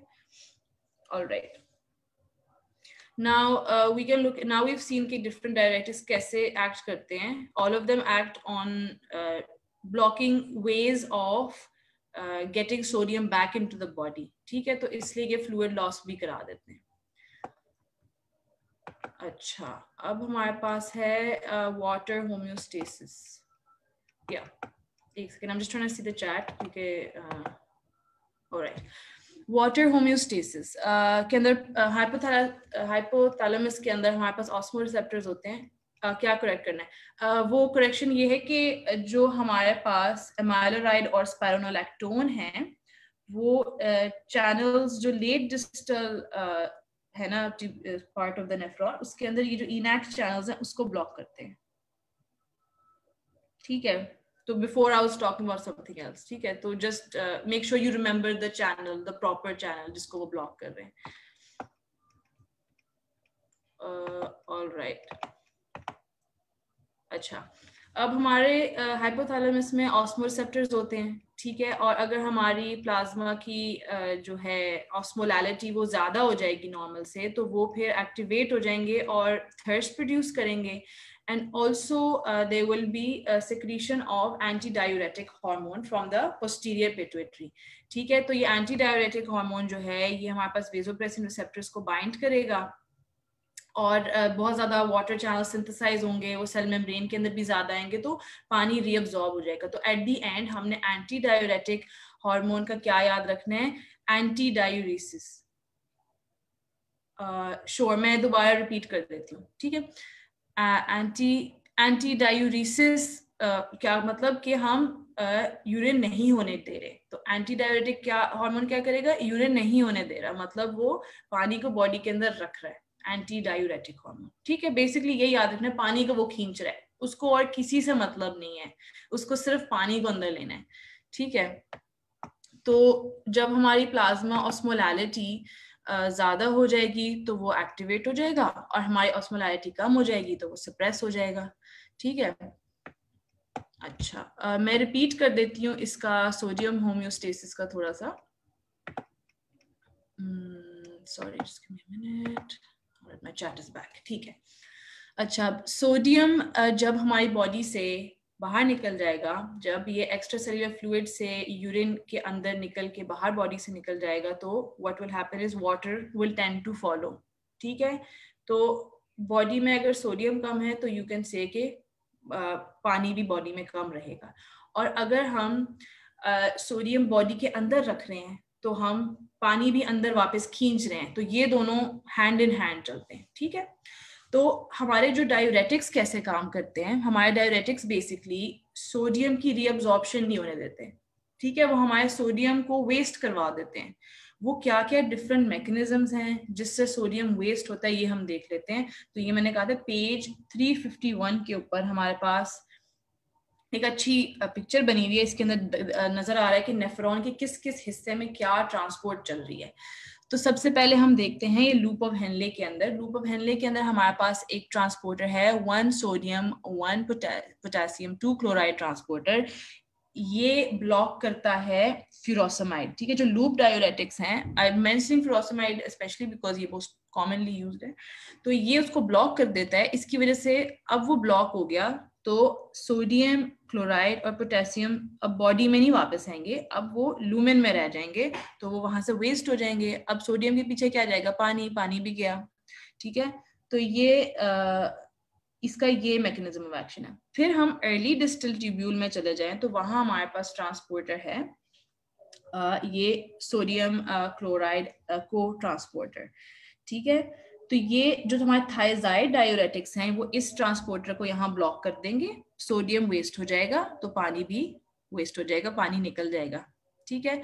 उसके बाद जो लेट डिस्टल ट्यूब्यूल में हमारे पास एक ये इनैक जो है चैनल है, ठीक है. लेट डिस्टल, ये जो प्रिंसिपल सेल के अंदर ये जो बना हुआ है, ठीक है, ये हमारे पास सोडियम अंदर लेके जा रहा था, लेकिन इसको ब्लॉक करेगा एमाइलोराइड एंड स्पाइरोनोलैक्टोन वगैरह. तो जब ये ब्लॉक कर देंगे इसको, अगेन सोडियम वेस्ट हो जाएगा और पानी निकल जाएगा, ठीक है.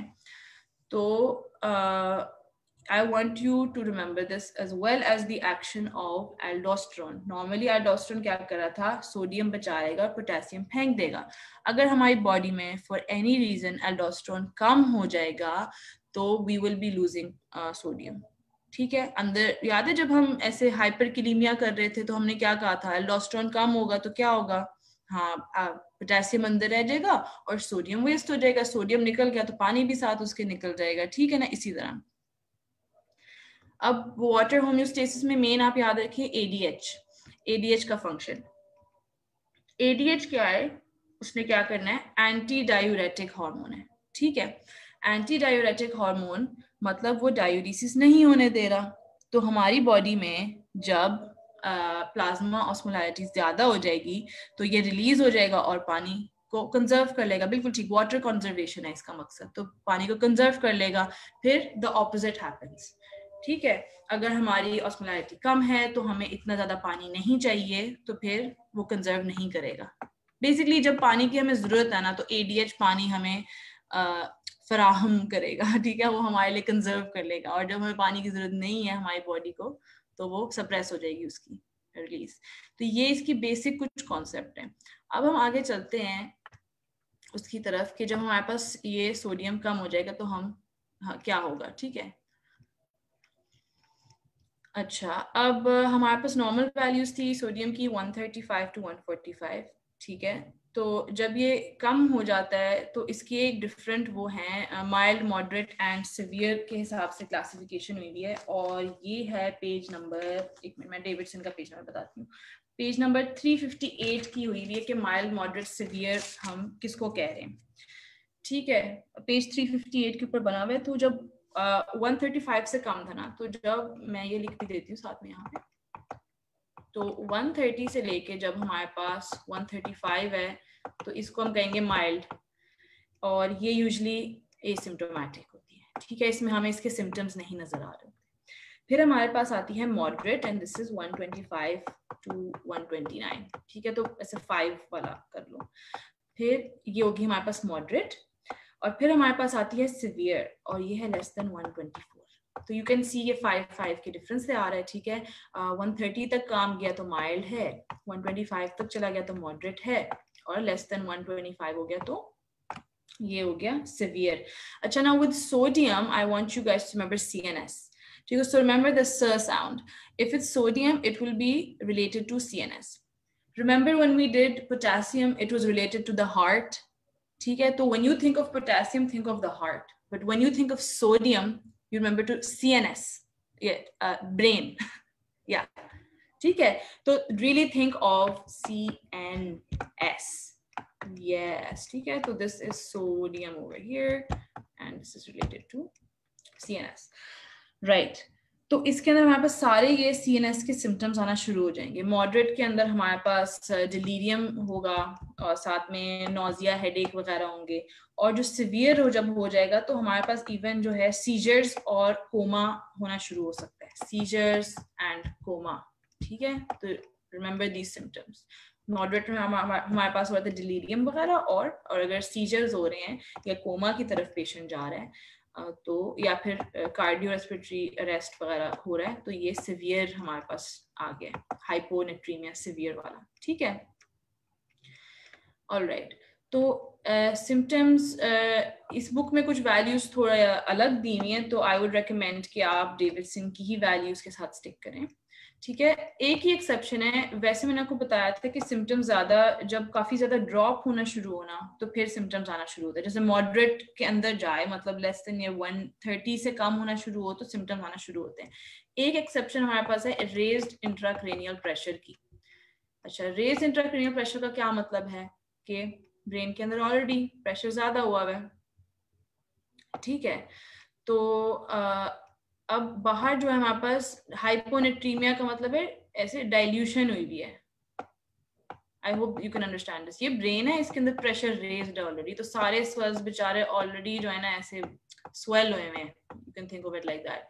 और बाहर भी डाइल्यूशन हुई भी है. अब जाहिर सी बात है डाइल्यूशन हुई तो और पानी अंदर घुसना शुरू हो जाएगा और स्वेलिंग कॉज कर देगा और प्रेशर इंक्रीज कर देगा। ठीक है, तो आफ्टर अ हेड इंजरी हमने मेक श्योर करना है कि हमारा सोडियम का लेवल थोड़ा सा हायर लिमिट की तरफ रहे। ठीक है, 135 to 145 हायर लिमिट थी, तो हमने मेक श्योर करना है कि इन पेशेंट्स में सोडियम ड्रॉप ना करें क्योंकि बहुत सेंसिटिव होते हैं to a drop in sodium. ठीक है, तो at the end of the day आपने यही याद रखना है कि रेज इंट्राक्रेनियल प्रेशर के पेशेंट्स में आपने सोडियम को हायर नॉर्मल लिमिट तक मेंटेन रखना है। ठीक है, सोडियम नॉर्मल होना चाहिए इनमें, ये बहुत सेंसिटिव होते हैं सोडियम के ड्रॉप में। ऑलराइट, अच्छा, अब इसकी कॉजेज हम मेन देख लेते हैं। अब इसकी कॉजेज को जो बेस्ट मुझे लिखा हुआ मिला है ना, वो यहीं पे स्टेप अप में लिखा मिला है। डेविडसन से भी आप देख सकते हैं। डेविडसन का मैं आपको पेज नंबर बता देती हूँ, एक सेकेंड। पेज नंबर है डेविडसन का पेज 357। ठीक है, पेज 357 पे उसकी डिफरेंट कॉजेज हैं। पहले हम देख लेते हैं, अच्छा पहले हम देख लेते हैं true hyponatraemia. Okay, in fact the best thing is to start with the pseudo hyponatraemia, फिर हम ट्रू वाले को देख लेते हैं। हाँ, अच्छा, अब सूडो हाइपोनेट्रीमिया का क्या मतलब है कि हमारे जो नॉर्मल लेवल था सोडियम का ब्लड में ठीक है, बस वो बिकॉज पानी ज्यादा आ गया है। ठीक है, पानी ज्यादा आ गया, मैं बताया था solute over solvent is the concentration. ठीक है, अब सॉल्वेंट ज्यादा हो गया है तो हमें इस तरह लगेगा जैसे हाइपोनेट्रीमिया हो गया, हमें लगेगा लेकिन होगा नहीं, तो इसको हम कहते हैं सूडो हाइपोनेट्रीमिया। ठीक है, इसकी कुछ हाँ डाइल्यूशनल बेसिकली। ठीक है, तो डाइल्यूशन की सबसे इंपॉर्टेंट हमारे पास यहाँ कॉज है हाइपरग्लाइसीमिया। तो हम इसको सिस्टमैटिकली देख सकते हैं। हाइपरग्लाइसीमिया के अंदर क्या होगा, ये हमारी ब्लड वेसल है। ठीक है, हमारे पास ऐसे सोडियम पड़ा था, ऐसे पानी है, और हम अब ऐसे देख लेते हैं शुगर को। शुगर के लिए हम क्या लिखें, जी फॉर ग्लूकोज। ठीक है, this is G for glucose. तो अब ये ग्लूकोज बहुत ज्यादा आ गया, अब ये हमारे पास क्या करेगा, ये पानी को शिफ्ट कराएगा अपनी तरफ। ठीक है, तो यहाँ से सेल से ये पानी निकलता हुआ ब्लड स्ट्रीम में आ गया। ठीक है, तो हमारे पास क्या हुआ, ये सोडियम तो उतना ही रहा, लेकिन जो H2O हमारे पास था ना, इसके मॉलिक्यूल ज्यादा हो गए। तो सोडियम हमने देखा कि सॉल्यूट ओवर सॉल्वेंट था, तो सोडियम उतना ही था और पानी ज्यादा हो गया, तो क्या हो गया, डाइल्यूशनल हाइपोनेट्रीमिया। ठीक है, और ये इसकी सबसे कॉमन कॉज है हाइपरग्लाइसीमिया। ठीक है, हाइपरग्लाइसीमिया किन पेशेंट्स में ज्यादा होता है, कौन मुझे बता सकता है? डायबिटिक्स में। परफेक्ट, ठीक है, तो डायबिटीज एक ऐसी चीज है, ये आपको इसकी हर चीज आनी चाहिए, डायबिटिक्स में ज्यादा होगा। उसके अलावा दूसरी चीजें भी ये कॉज कर सकती हैं, जैसे मैनाटॉल हम खुद देते हैं जिन पेशेंट्स में मैंने अभी बताया था ना रेज्ड इंट्राक्रेनियल प्रेशर होता है, उनका एडीमा कम करने के लिए हम मैनाटॉल दे देते हैं। फिर सॉर्बिटॉल, ग्लिसरॉल, माल्टोज, कुछ रेडियो कॉन्ट्रास्ट एजेंट्स भी डाइल्यूशनल हाइपोनेट्रीमिया कर देते हैं। ठीक है, तो we refer to this as hypertonic hyponatraemia. इसमें सीरम ऑस्मोलैरिटी जो है उसका इफेक्ट बताया हुआ हाइपरटोनिक। हाइपरटोनिक क्यों है, क्योंकि भाई ग्लूकोज इतनी ज्यादा हुई है, तो क्या करेगी वो, हाइपरटोनिक ही कर देगी ना। जो एट द एंड जो सारे सॉल्यूट्स को आपने ऐड करके करना था ना, सॉल्वेंट से डिवाइड, तो वो सॉल्यूट बहुत ज्यादा हो गया, तो हाइपरटोनिक हाइपोनेट्रीमिया हो गया। और इसकी मेन कॉज में आपको चाहती हूँ कि आप ये याद रखें, ग्लूकोज हाइपरग्लाइसीमिया। ठीक है, फिर एक और तरीके से हमारे पास ये सूडो हाइपोनेट्रीमिया हो सकता है। क्या कहते हैं, लेस कॉमन है। जब भी बॉडी में एलिवेटेड प्रोटीन या लिपिड लेवल्स होंगे, तो ये इनफैक्ट ये टेस्टिंग के साथ रिलेटेड है, जो हमारे एंजाइम कह रही हूँ, वो जो एसेज करते हैं ना, उनके साथ रिलेटेड है कि टेक्नोलॉजी कितनी एडवांस्ड है। तो अगर आपके उसमें आपने निकाला ब्लड उसको टेस्ट करने के लिए, तो उसमें ऐसे प्रोटीन या लिपिड लेवल ज्यादा हो, तो फिर टेस्टिंग के अंदर यूं आएगा जैसे सोडियम कम है, लेकिन असल में नहीं होगा। तो जस्ट रिमेंबर मेन हाइपरग्लाइसीमिया। ठीक है, अब हमने सूडो को डिस्कस कर लिया, अब हम रियल वाली चीज को देखते हैं। Can somebody send something in the chat? Yeah.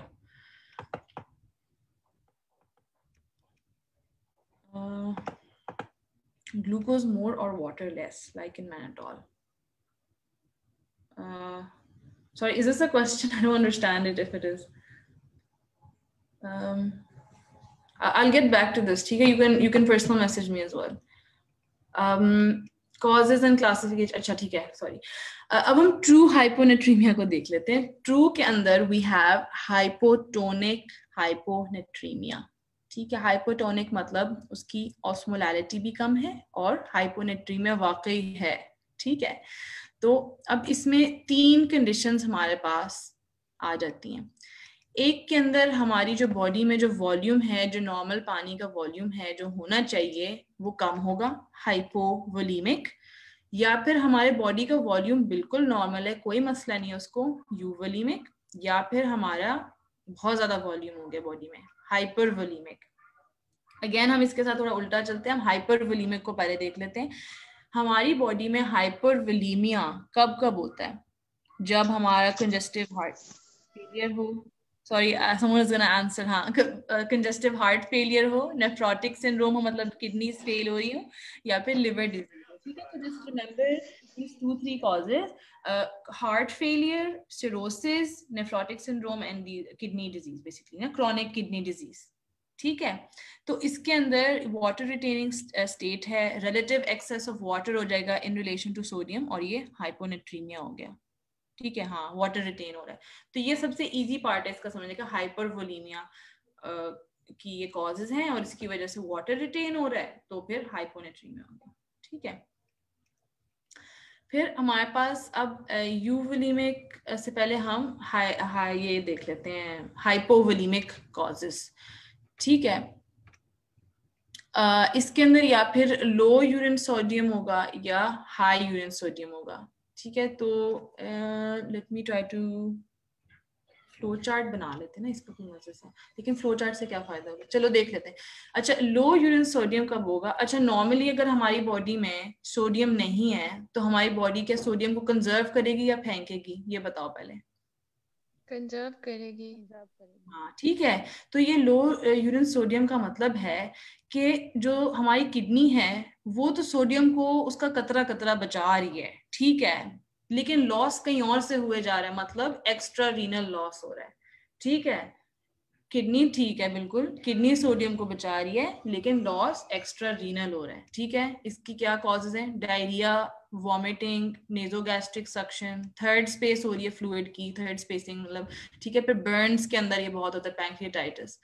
तो कोई भी सोडियम कंटेनिंग फ्लूइड जो है उसका जब भी एक्स्ट्रा रीनल लॉस होगा, हाँ, somebody has written sweating, diarrhoea, बिल्कुल करेक्ट. ठीक है, एक्सेसिव स्वेटिंग, तो उसमें हमारे पास हाइपोनेट्रीमिया हो रहा है. राइट, फिर अगर हमारा हाई यूरिन सोडियम होगा, अब इसका मतलब है कि किडनी बाहर फेंक रही है सोडियम, मतलब गलत बात है, इसको नहीं करना चाहिए था ये. अगर हमारी बॉडी में सोडियम है ही नहीं तो भाई आप सोडियम क्यों जाया कर रहे हो? लेकिन अब वो क्या कर रहे हैं, उसके ऊपर भी दूसरी चीजें एक्ट कर रही हैं. ठीक है, जैसे डायूरेटिक्स बहुत ज्यादा दे दी. हमने देखा था डायूरेटिक्स का मैकेनिज्म ऑफ एक्शन ही यही था कि वो सोडियम वाले सारे चैनल्स को ब्लॉक कर रहा था, सोडियम वो बाहर फेंक रहे हैं. ठीक है, फिर डिक्रीज्ड अल्डोस्टेरोन. डिक्रीज अल्डोस्टेरोन हम ऑलरेडी डिस्कस कर चुके हैं, और ये एस इनहिबिटर्स का काम है. ठीक है, एस इनहिबिटर्स क्या करते हैं, वो उसका पाथवे ब्लॉक कर देते हैं, और रेनिन एंजियोटेंसिन अल्डोस्टेरोन सिस्टम, वो सारा आपको पता है, उसकी मैकेनिज्म नहीं मैं बता रही. ठीक है, डिक्रीज अल्डोस्टेरोन हो जाएगा एस इनहिबिटर्स की वजह से. फिर अक्यूट ट्यूबुलर नेक्रोसिस, अब बेचारी किडनी खुद ही जो है डैमेज्ड है, वो बचा ही नहीं पा रही सोडियम, उसके सेल्स मरी जा रहे हैं. ठीक है, या ठीक है, तो या somebody has written ACE inhibitors will block the production line, और वहां पे अल्डोस्टेरोन नहीं बनेगा. बिल्कुल ठीक हो गया. तो अब हमने क्या देखा? हमने देखा हाइपोवोलीमिक. हाइपोवोलीमिक में या फिर हमारा जो फ्लूइड लॉस है वो एक्स्ट्रा रीनल लॉस है, या हमारा जो फ्लूइड लॉस है वो रीनल लॉस है. ठीक है, अब एक्स्ट्रा रीनल लॉस की कॉजेज क्या थी? डायरिया, वॉमिटिंग, ये nasogastric suction, third spacing, Burns. ठीक है, और इसमें क्या होगा, बिकॉज एक्स्ट्रा रीनल लॉसेस हैं, किडनी तो सही चल रही है, तो हमारे पास सोडियम होगा लेस देन 10. ठीक है, फिर अब हाई यूरिन जो सोडियम है हमारे पास, हाई यूरिन सोडियम क्यों है? बिकॉज वो मसला ही किडनी के ऊपर हो रहा है, या डायूरेटिक्स बहुत ज्यादा दे दिए हैं, या फिर एस इनहिबिटर्स इतने दिए हैं कि जैसे एल्डोस्टेरोन कम हो गया, उसकी कोई भी वजह हो एल्डोस्टेरोन कम होने की, या फिर अक्यूट ट्यूबुलर नेक्रोसिस हो रहा है. ठीक है, kidney is not retaining water and sodium, yes. ठीक है, kidney is letting it go, kidney is letting that sodium go, इसकी वजह से लॉस हो रहा है। परफेक्ट। अब हम आ जाते हैं अपने यूवोलिमिक कॉजेज की तरफ। अच्छा, यूवोलिमिक कॉजेज में I really want you guys to remember ADH। अब हमने ADH को देखा था, ये क्या कर रहा था, कंजर्व कर रहा था वाटर हमारे लिए, ठीक है। या एक सेकेंड, सॉरी ना, मेरी चैट गायब हो जाती है ना, I need to keep looking at it. Okay, SIADH में हमारा ADH जो है कंजर्व हो रहा था, कंजर्व कर रहा था वाटर को, ठीक है। अब बहुत ज्यादा syndrome of inappropriate ADH secretion में क्या होगा, बहुत ज्यादा ADH रिलीज हो गया है, ठीक है, और उसके ऊपर कोई फीडबैक मैकेनिज्म नहीं चल रहा, बस ADH बिला वजह ऐसे रिलीज हुए जा रहे हैं, ठीक है।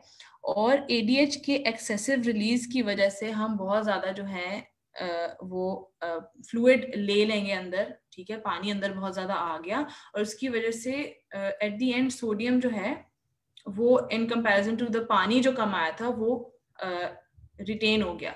लेकिन याद रखें कि हमारे जो दूसरे जो मैकेनिज्म्स थे सारे, हाँ ठीक है, हमारे जो दूसरे मैकेनिज्म्स थे सारे ऐसे सही करने वाले, वो अभी तक काम कर रहे हैं, तो हमारी बॉडी यूवोलिमिक रहेगी, ठीक है। समवन हैज एडेड कि एट्रियल नेट्रियूरेटिक पेप्टाइड जो है वो रिलीज होगा, इसके अंदर एक एट्रियल नेट्रियूरेटिक पेप्टाइड है और एक ब्रेन वाला है, brain natriuretic peptide. Let me just confirm the name of this. हाँ, तो वो दोनों रिलीज होंगे और वो सोडियम को बाहर निकालते रहेंगे, लेकिन उनका पानी पे कोई इख्तियार नहीं होगा ना, पानी तो ADH अंदर लिए जा रहा है, ठीक है। हाँ, दोनों है, एक है एट्रियल नेट्रियूरेटिक पेप्टाइड और एक है ब्रेन नेट्रियूरेटिक पेप्टाइड, ठीक है। तो ये दोनों एक्ट करके सोडियम को तो ऐसे निकाल रहे हैं और बाकी सिस्टम्स भी नॉर्मल चल रहे हैं, बस पानी हमारा कंजर्व होता रह रहा है, लेकिन यूवोलिमिक पेशेंट रहेगा, ठीक है। Then we have something called psychogenic polydipsia, इसमें बस ना बंदा बहुत ज्यादा पानी पीता जाता है, ठीक है। अच्छा, अब हम SIADH और साइकोजेनिक में कैसे डिफरेंशिएट करेंगे, अक्सर ना इसकी चीजें काफी सिमिलर होती हैं। इसमें ये होगा कि जब पेशेंट सो जाएगा ना तो उसका साइकोजेनिक पॉलीडिप्सिया बंद हो जाएगा, मतलब वो क्या कहते हैं, जैसे उस जो यूरिनेशन है उसकी बंद हो जाएगी, लेकिन SIADH के पेशेंट्स यूरिनेट करते रहेंगे, ठीक है, बिकॉज उनका तो ऐसे मेटाबॉलिक मसला था ना, साइकोजेनिक मसला नहीं था, ठीक है। फिर पोस्ट ऑप हाइपोनेट्रीमिया, यहाँ मैंने नोट डाला हुआ है, जब हम प्रोस्टेटेक्टमी करते हैं, ठीक है, तो हम जब ब्लैडर की इरिगेशन करते हैं सोडियम फ्री फ्लूइड से, तो उसके अंदर जो है हमारे पास वो फ्लूइड जैसे अब्जॉर्ब हो जाता है फॉर टेम्परेरी टाइम, और वहाँ पोस्ट ऑप जो है हाइपोनेट्रीमिया हो जाता है, लेकिन ये खुद ही सब सेट हो जाता है, क्योंकि बॉडी के मैकेनिज्म्स तो चल रहे थे ना, तो ये टेम्परेरी होता है, ये खुद ही थोड़ा सेट हो जाता है बाद में। फिर hypothyroidism is a cause and oxytocin use, उसके अलावा एडमिनिस्ट्रेशन या intake of relative excess of free water, ठीक है, कोई भी हाइपोटोनिक सोल्यूशन दिया है, या जैसे प्रोफ्यूज स्वेटिंग, ऑलरेडी किसी ने मेंशन किया था पहले भी, water alone is consumed after intensive exertion, जैसे प्रोफ्यूज स्वेटिंग है, तो ये यूवोलिमिक कॉज में आ रहा है, ठीक है। फिर ड्रग्स के अंदर मेन याद रखें हेलोपेरिडोल, अच्छा, साइक्लोफॉस्फेमाइड वगैरह भी है। Main I want you to remember the SIADH, ठीक है, ऑल राइट।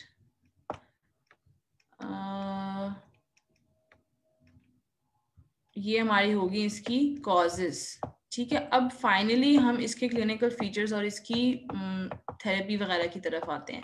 तो आई ऑलरेडी टोल्ड यू कि क्लिनिकल फीचर्स में CNS सिम्टम्स जो हैं सबसे ज़्यादा इंपॉर्टेंट है, neurological symptoms they predominate, and this is basically क्या होता है कि इंक्रीज्ड इंट्राक्रैनियल प्रेशर हो जाता है, वॉल्यूम ज़्यादा हो जाता है, जो ब्रेन में एडीमा हो जाता है, ठीक है।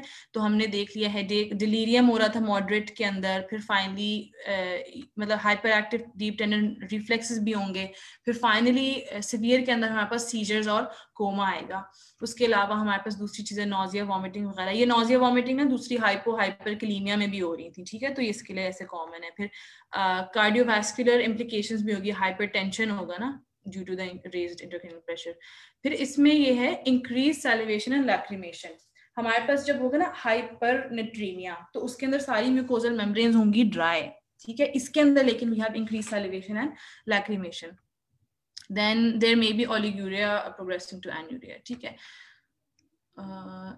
let me get back to my chat, ठीक है। ऑलराइट, अब इसका डायग्नोसिस हम कैसे करेंगे?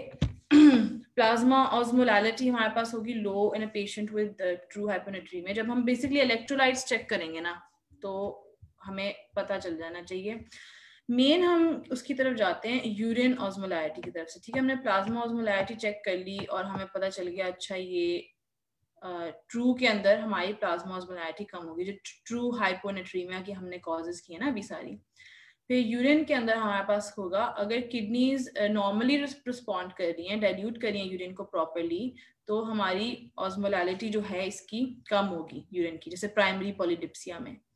और अगर एडीएच के लेवल्स ज्यादा हैं, ये एसआईडीएच में भी होगा and then obviously congestive cardiac heart failure में भी होगा, ठीक है। बिकॉज हमारे कंजेस्टिव हार्ट फेलियर मतलब हार्ट प्रॉपरली पंप नहीं कर रहा फ्लूइड को बॉडी के अंदर, ठीक है। तो जब बॉडी को सही फ्लूइड नहीं मिल रहा तो वो फ्लूइड को अंदर लेने की कोशिश करे कि शायद पता नहीं फ्लूइड कम है, क्या मसला है, तो वो अंदर लेगा, एडीएच ज्यादा रिलीज हो जाएगा, फ्लूइड अंदर लेगा तो उसकी वजह से इंक्रीज लेवल हो जाएंगे, ठीक है। osmolality, एक second, I have mixed something else up. Low if the kidneys are responding appropriately. I said high, didn't I? I said something opposite. Sorry. अगर मैं कुछ गलत बात कर दूं ना तो ये सामने लिखा हुआ है, तो feel free to correct me. इस तरह ना ज्यादा बोलने की वजह से ना sometimes words आगे पीछे हो जाते हैं, ठीक है। तो the urine osmolarity will be low अगर kidneys normal respond कर रही हैं, ठीक है, and it will be elevated अगर ADH ज्यादा है, ठीक है। अच्छा, यूरिन सोडियम कॉन्सेंट्रेशन ये हम देख चुके हैं, तो इसको हम और नहीं डिस्कस करेंगे। अच्छा, ट्रीटमेंट के अंदर माइल्ड, मॉडरेट और सिवियर के हिसाब से ट्रीटमेंट होती है इसकी। इसका टेबल नहीं कोई अच्छा सा बना हुआ है इसमें डेविडसन में, तो मैं आपको ऐसे ही बता देती हूँ, नोट्स में लिखा हुआ है। अच्छा, माइल्ड के अंदर हमने क्या करना है, लेट मी चेक अगेन, इसका टेबल, हाँ इसका नहीं है। अच्छा, माइल्ड में हमने क्या करना था, हमने सिर्फ फ्लूइड रिस्ट्रिक्शन करनी थी। बेसिकली हमने उसको कोई खास ज्यादा उसको ट्रीटमेंट की जरूरत नहीं है, वो खुद ही ठीक हो जाएगा, ठीक है। बस हमने ये मेक श्योर करना है कि वो एक्सेसिव फ्लूइड्स ना ले रहा, ठीक है। फिर मॉडरेट के अंदर हम देंगे, एक second, just gonna refer to my notes. I think मैंने नोट्स में ना टेबल बनाया था, शुड ड्रॉन इट। अच्छा, I will draw it here to make life easier. अच्छा, मैं पहले भी बताया, I want you guys to refer to the values given in Davidson for the mild, moderate, severe classification. तो ये हो गया mild, ठीक है, और ये हो गया moderate, और ये हो गया severe, ठीक है।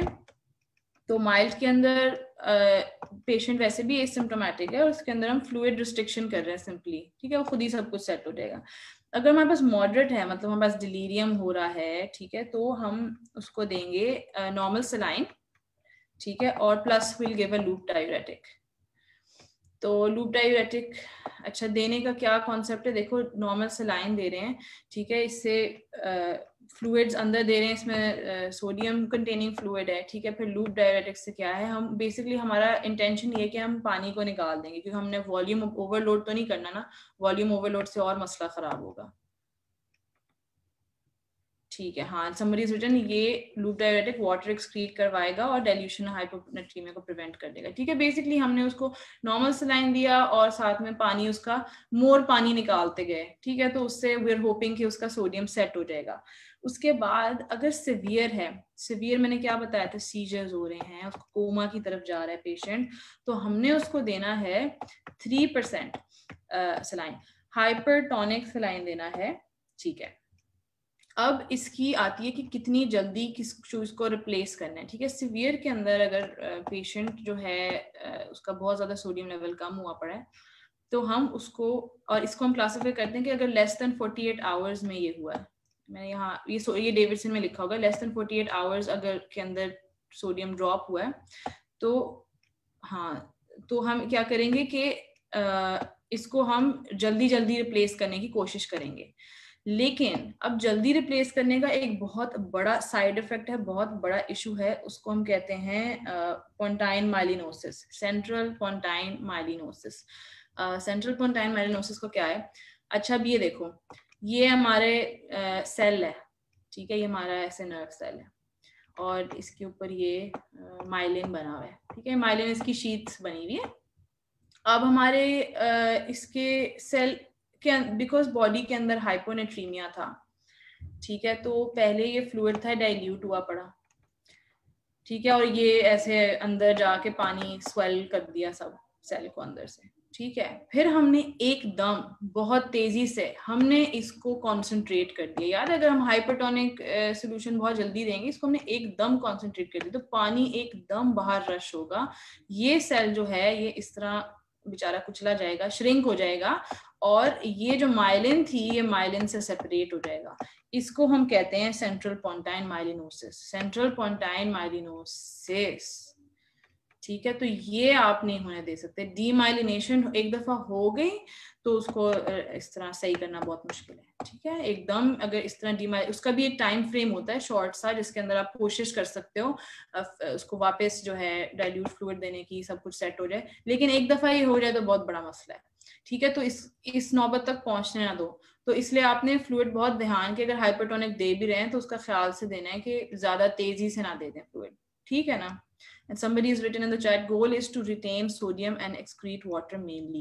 हाँ, ये इसका लिखा होगा ना, ट्रीटमेंट का गोल यही है, हमने सोडियम को रिटेन करना है और पानी को निकाल देना है, क्योंकि पानी का तो मसला नहीं हो रहा था, मेनली डिपेंड करता है अगर हाइपोवोलीमिया उस हिसाब से, ठीक है। तो ये हमारे पास इसकी हो गई ट्रीटमेंट। माइल्ड की थी फ्लूइड रिस्ट्रिक्शन, मॉडरेट की थी normal saline and loop diuretic, और सिवियर की थी 3% hypertonic saline. And then will have to be careful कि अगर लेस देन 48 आवर्स है तो उसको किस तरह, वो सिवियर अगर हम कंसिडर कर रहे हैं तो उसको हमने स्लोली देना, और किस किस रेट पे देना है ये भी डेविडसन में लिखा हुआ है। ये मैंने याद नहीं किया बिकॉज आई थिंक इतना ही याद रहे तो काफी है, ठीक है ना। तो ये हमारे पास हो गया है हाइपोनेट्रीमिया, राइट। हाइपरनेट्रीमिया की तरफ जाने से पहले 2 मिनट ब्रेक ले लेते हैं, just to absorb all of that information, ठीक है। तो just a 2 minute break. Is 2 minute sufficient या आप लोगों को लंबा ब्रेक चाहिए, थोड़ा सा 5-10 मिनट्स का?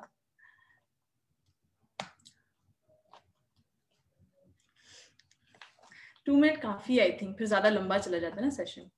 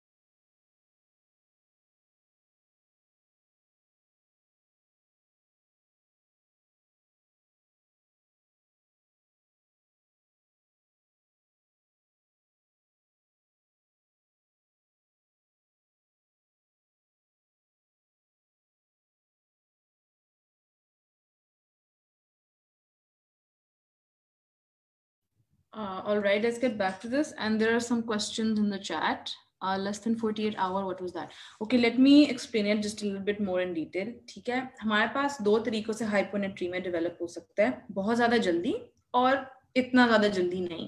ठीक है, तो हम 48 आवर्स को उसका लिमिट कर देते हैं. और किसी ने कहा please change the colour of the marker, sorry about that. Red रख लेते हैं. अच्छा जी, तो 48 आवर्स को रखते हैं. ठीक है, लेस देन 48 आवर्स अगर हाइपोनेट्रीमिया जो है डेवलप हुआ है, मतलब बहुत फास्ट डेवलप हुआ है. ठीक है, तो इसमें अगर बहुत फास्ट डेवलप होगा और सेरेब्रल एडिमा के इसके अंदर हमारे पास वो हैं, तो हम क्या करेंगे, हाइपरटोनिक सलाइन देंगे. इसको हम सीवियर कंसिडर करेंगे और उसको हम हाइपरटोनिक सलाइन देके ठीक करेंगे. ठीक है, अगर मोर देन लेस देन का हमेशा गलत हो जाता है. मोर देन 48 आवर्स अगर हाइपोनेट्रीमिया डेवलप हुआ है तो इसको कंसिडर करेंगे, मतलब थोड़ा स्लो डेवलप हुआ है. ठीक है, मतलब टेक्निकली स्लो नहीं है लेकिन स्लो थोड़ा डेवलप हुआ है. और इस केस में जब हम 3% ये जो हाइपरटोनिक सलाइन जब दे रहे होंगे तो हमने बड़े ख्याल से देना है. ठीक है, बिकॉज अगर हमने इसको एकदम तेजी से दे दिया तो सेल्स को ना ऐसे स्वेल होने की, डाइल्यूट फ्लूइड में पड़े रहने की आदत हुई होती है अब तक. तो फिर एकदम देंगे तो वो सेरेब्रल जो पोंटाइन डिमाइलिनेशन वो बताया था वो हो जाएगी, बहुत ज्यादा चांस है.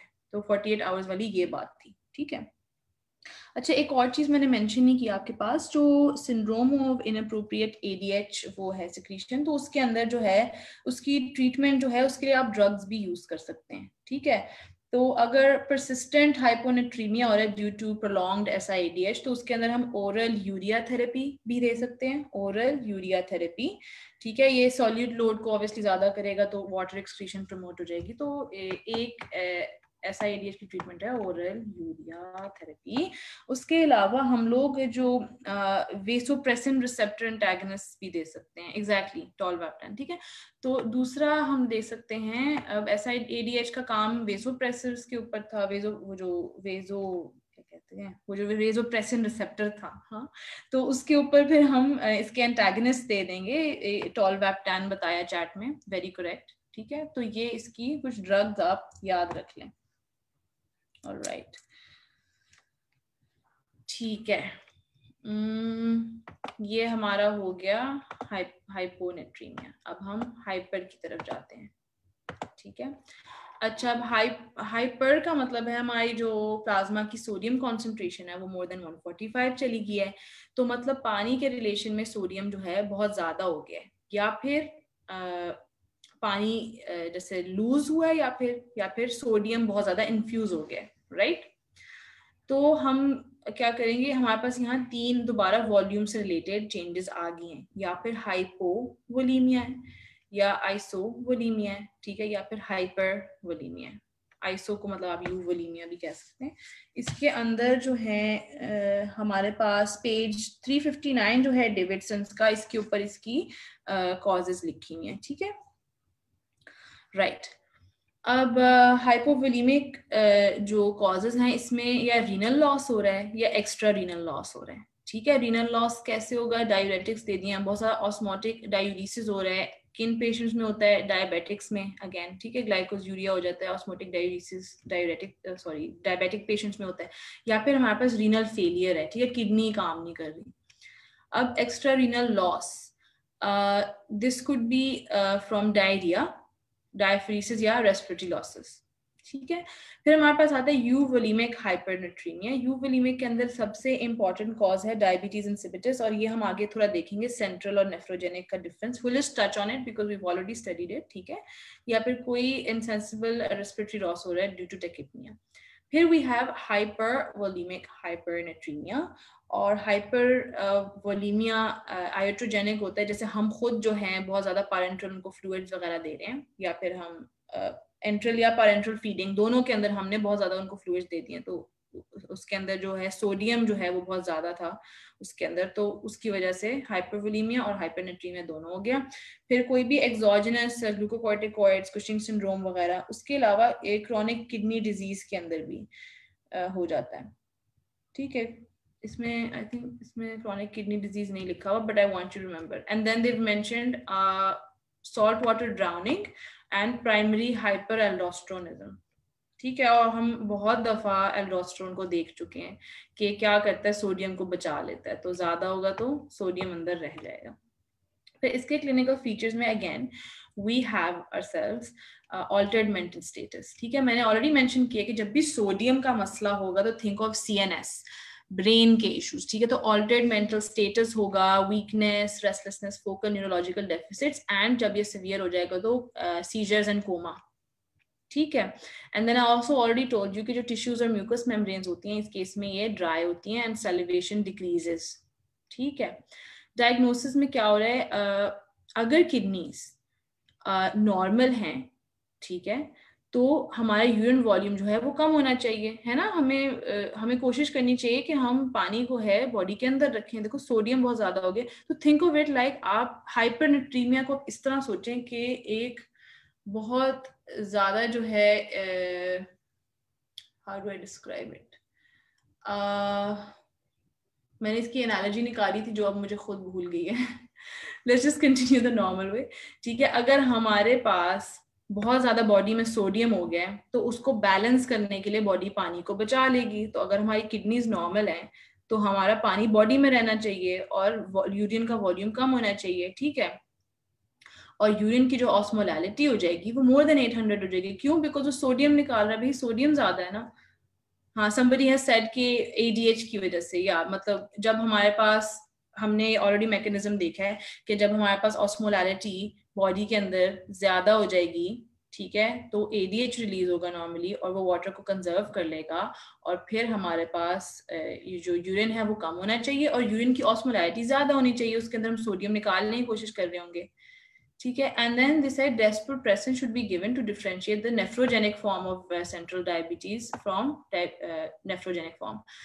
अच्छा, अब desmopressin जो है इसको हम ऐसे ADH एनालॉग अगर कंसिडर कर ले, कंसिडर क्या मतलब है, ठीक है, तो इसके अंदर क्या होगा कि जब सेंट्रल कॉज होगा, सर पे चोट लगी, ब्रेन के अंदर कोई इशू हुआ, सेंट्रल कॉज है, तो डेस्मोप्रेसिन क्या किडनी पे एक्ट करेगी या नहीं एक्ट करेगी? मुझे कौन बताएगा?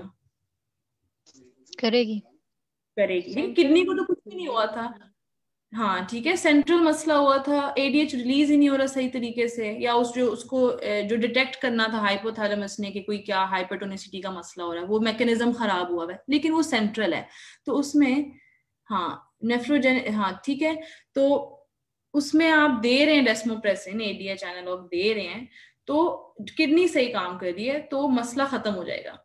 लेकिन अगर ये नेफ्रोजेनिक कॉज है, नेफ्रोजेनिक का मतलब किडनी में इशू है, किडनी के अंदर जो रिसेप्टर्स हैं वो ADH के लिए अब सेंसिटिव नहीं रहे, वो काम ही नहीं कर रहे, चाहे जितना मर्जी आप उसको डेस्मोप्रेसिन दे लें। ये किसी ने चैट में लिखा, बड़े मजे की बात, नेफ्रोजेनिक में जितना भी आप डेस्मोप्रेसिन दे लें कुछ भी नहीं होगा, इट विल नॉट वर्क। ठीक है, तो ये इसको डिफरेंशिएट करने का, ये हम ऑलरेडी पढ़ चुके हैं, इसलिए बस इसको मैंने बस थोड़ा सा डिस्कस कर लिया। ठीक है, अब इसकी ट्रीटमेंट में हमारे पास क्या आ रहा है, अगर हाइपोवोलेमिक हाइपरनेट्रीमिया है तो हम आइसोटोनिक NaCl देंगे just to restore the volume.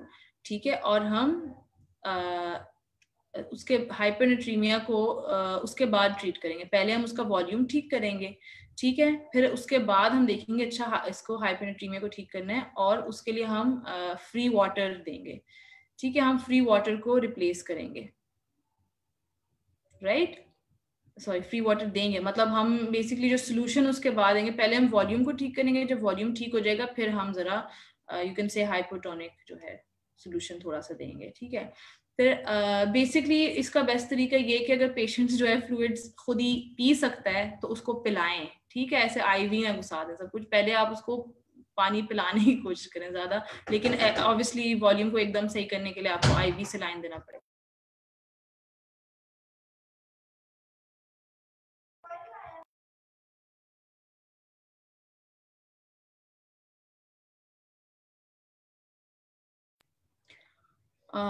Sorry about the interruption, where was I? Okay, फिर हमारे पास यूवोलेमिक जब हाइपरनेट्रीमिया है तो उसके अंदर मैंने बताया है कि जो पेशेंट्स हैं जिनको ऑब्वियसली इसका कॉज हमने डिस्कस किया था, डायबिटीज इंसिपिडस ही है, तो उनको हम वेजोप्रेसिन देंगे। ठीक है, उनको हम ओरल फ्लूइड देंगे, और अगर पेशेंट ड्रिंक नहीं कर सकता तो हम ये डेक्सट्रोज लगा देंगे। फिर हाइपरवोलेमिक के अंदर हम डायूरेटिक्स दे रहे हैं just to get rid of the water as well, ठीक है, and dextrose to remove the excess sodium, ठीक है। और अगर रीनल फेलियर हो रहा है तो हम डायलाइज कर देंगे पेशेंट्स को। तो यू कैन टेल कि हाइपरनेट्रीमिक के अंदर काफी जैसे कॉज रिलेटेड इसका ट्रीटमेंट होगा, ठीक है, as compare to the other ones जो हमने काफी मेन चीजें डिस्कस कर ली। हाइपरनेट्रीमिया में ऐसे कॉज रिलेटेड इसका ट्रीटमेंट है काफी हद तक, ठीक है। तो ये आज का हमारा जो मेन इलेक्ट्रोलाइट इम्बैलेंसेस थे ये हमारे कंप्लीट हो गए हैं। These two are the main ones, तो will just be discussing these two, ठीक है ना।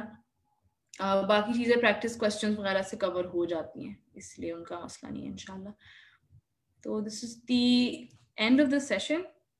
just give me like let's just take a 1 minute break, और मैं बस देख लूं कि if I've compiled some papers for this, तो फिर हम उसको पेपर से डिस्कस कर लेते हैं। So just 2 minute break और 1 minute break just to check, ठीक है।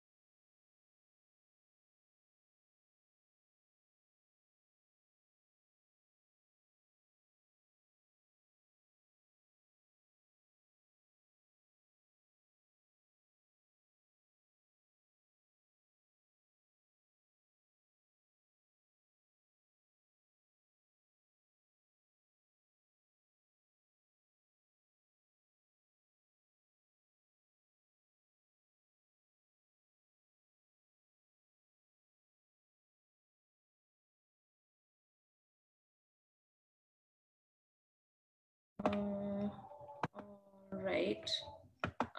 Yeah, somebody has asked in the chat. 1 second.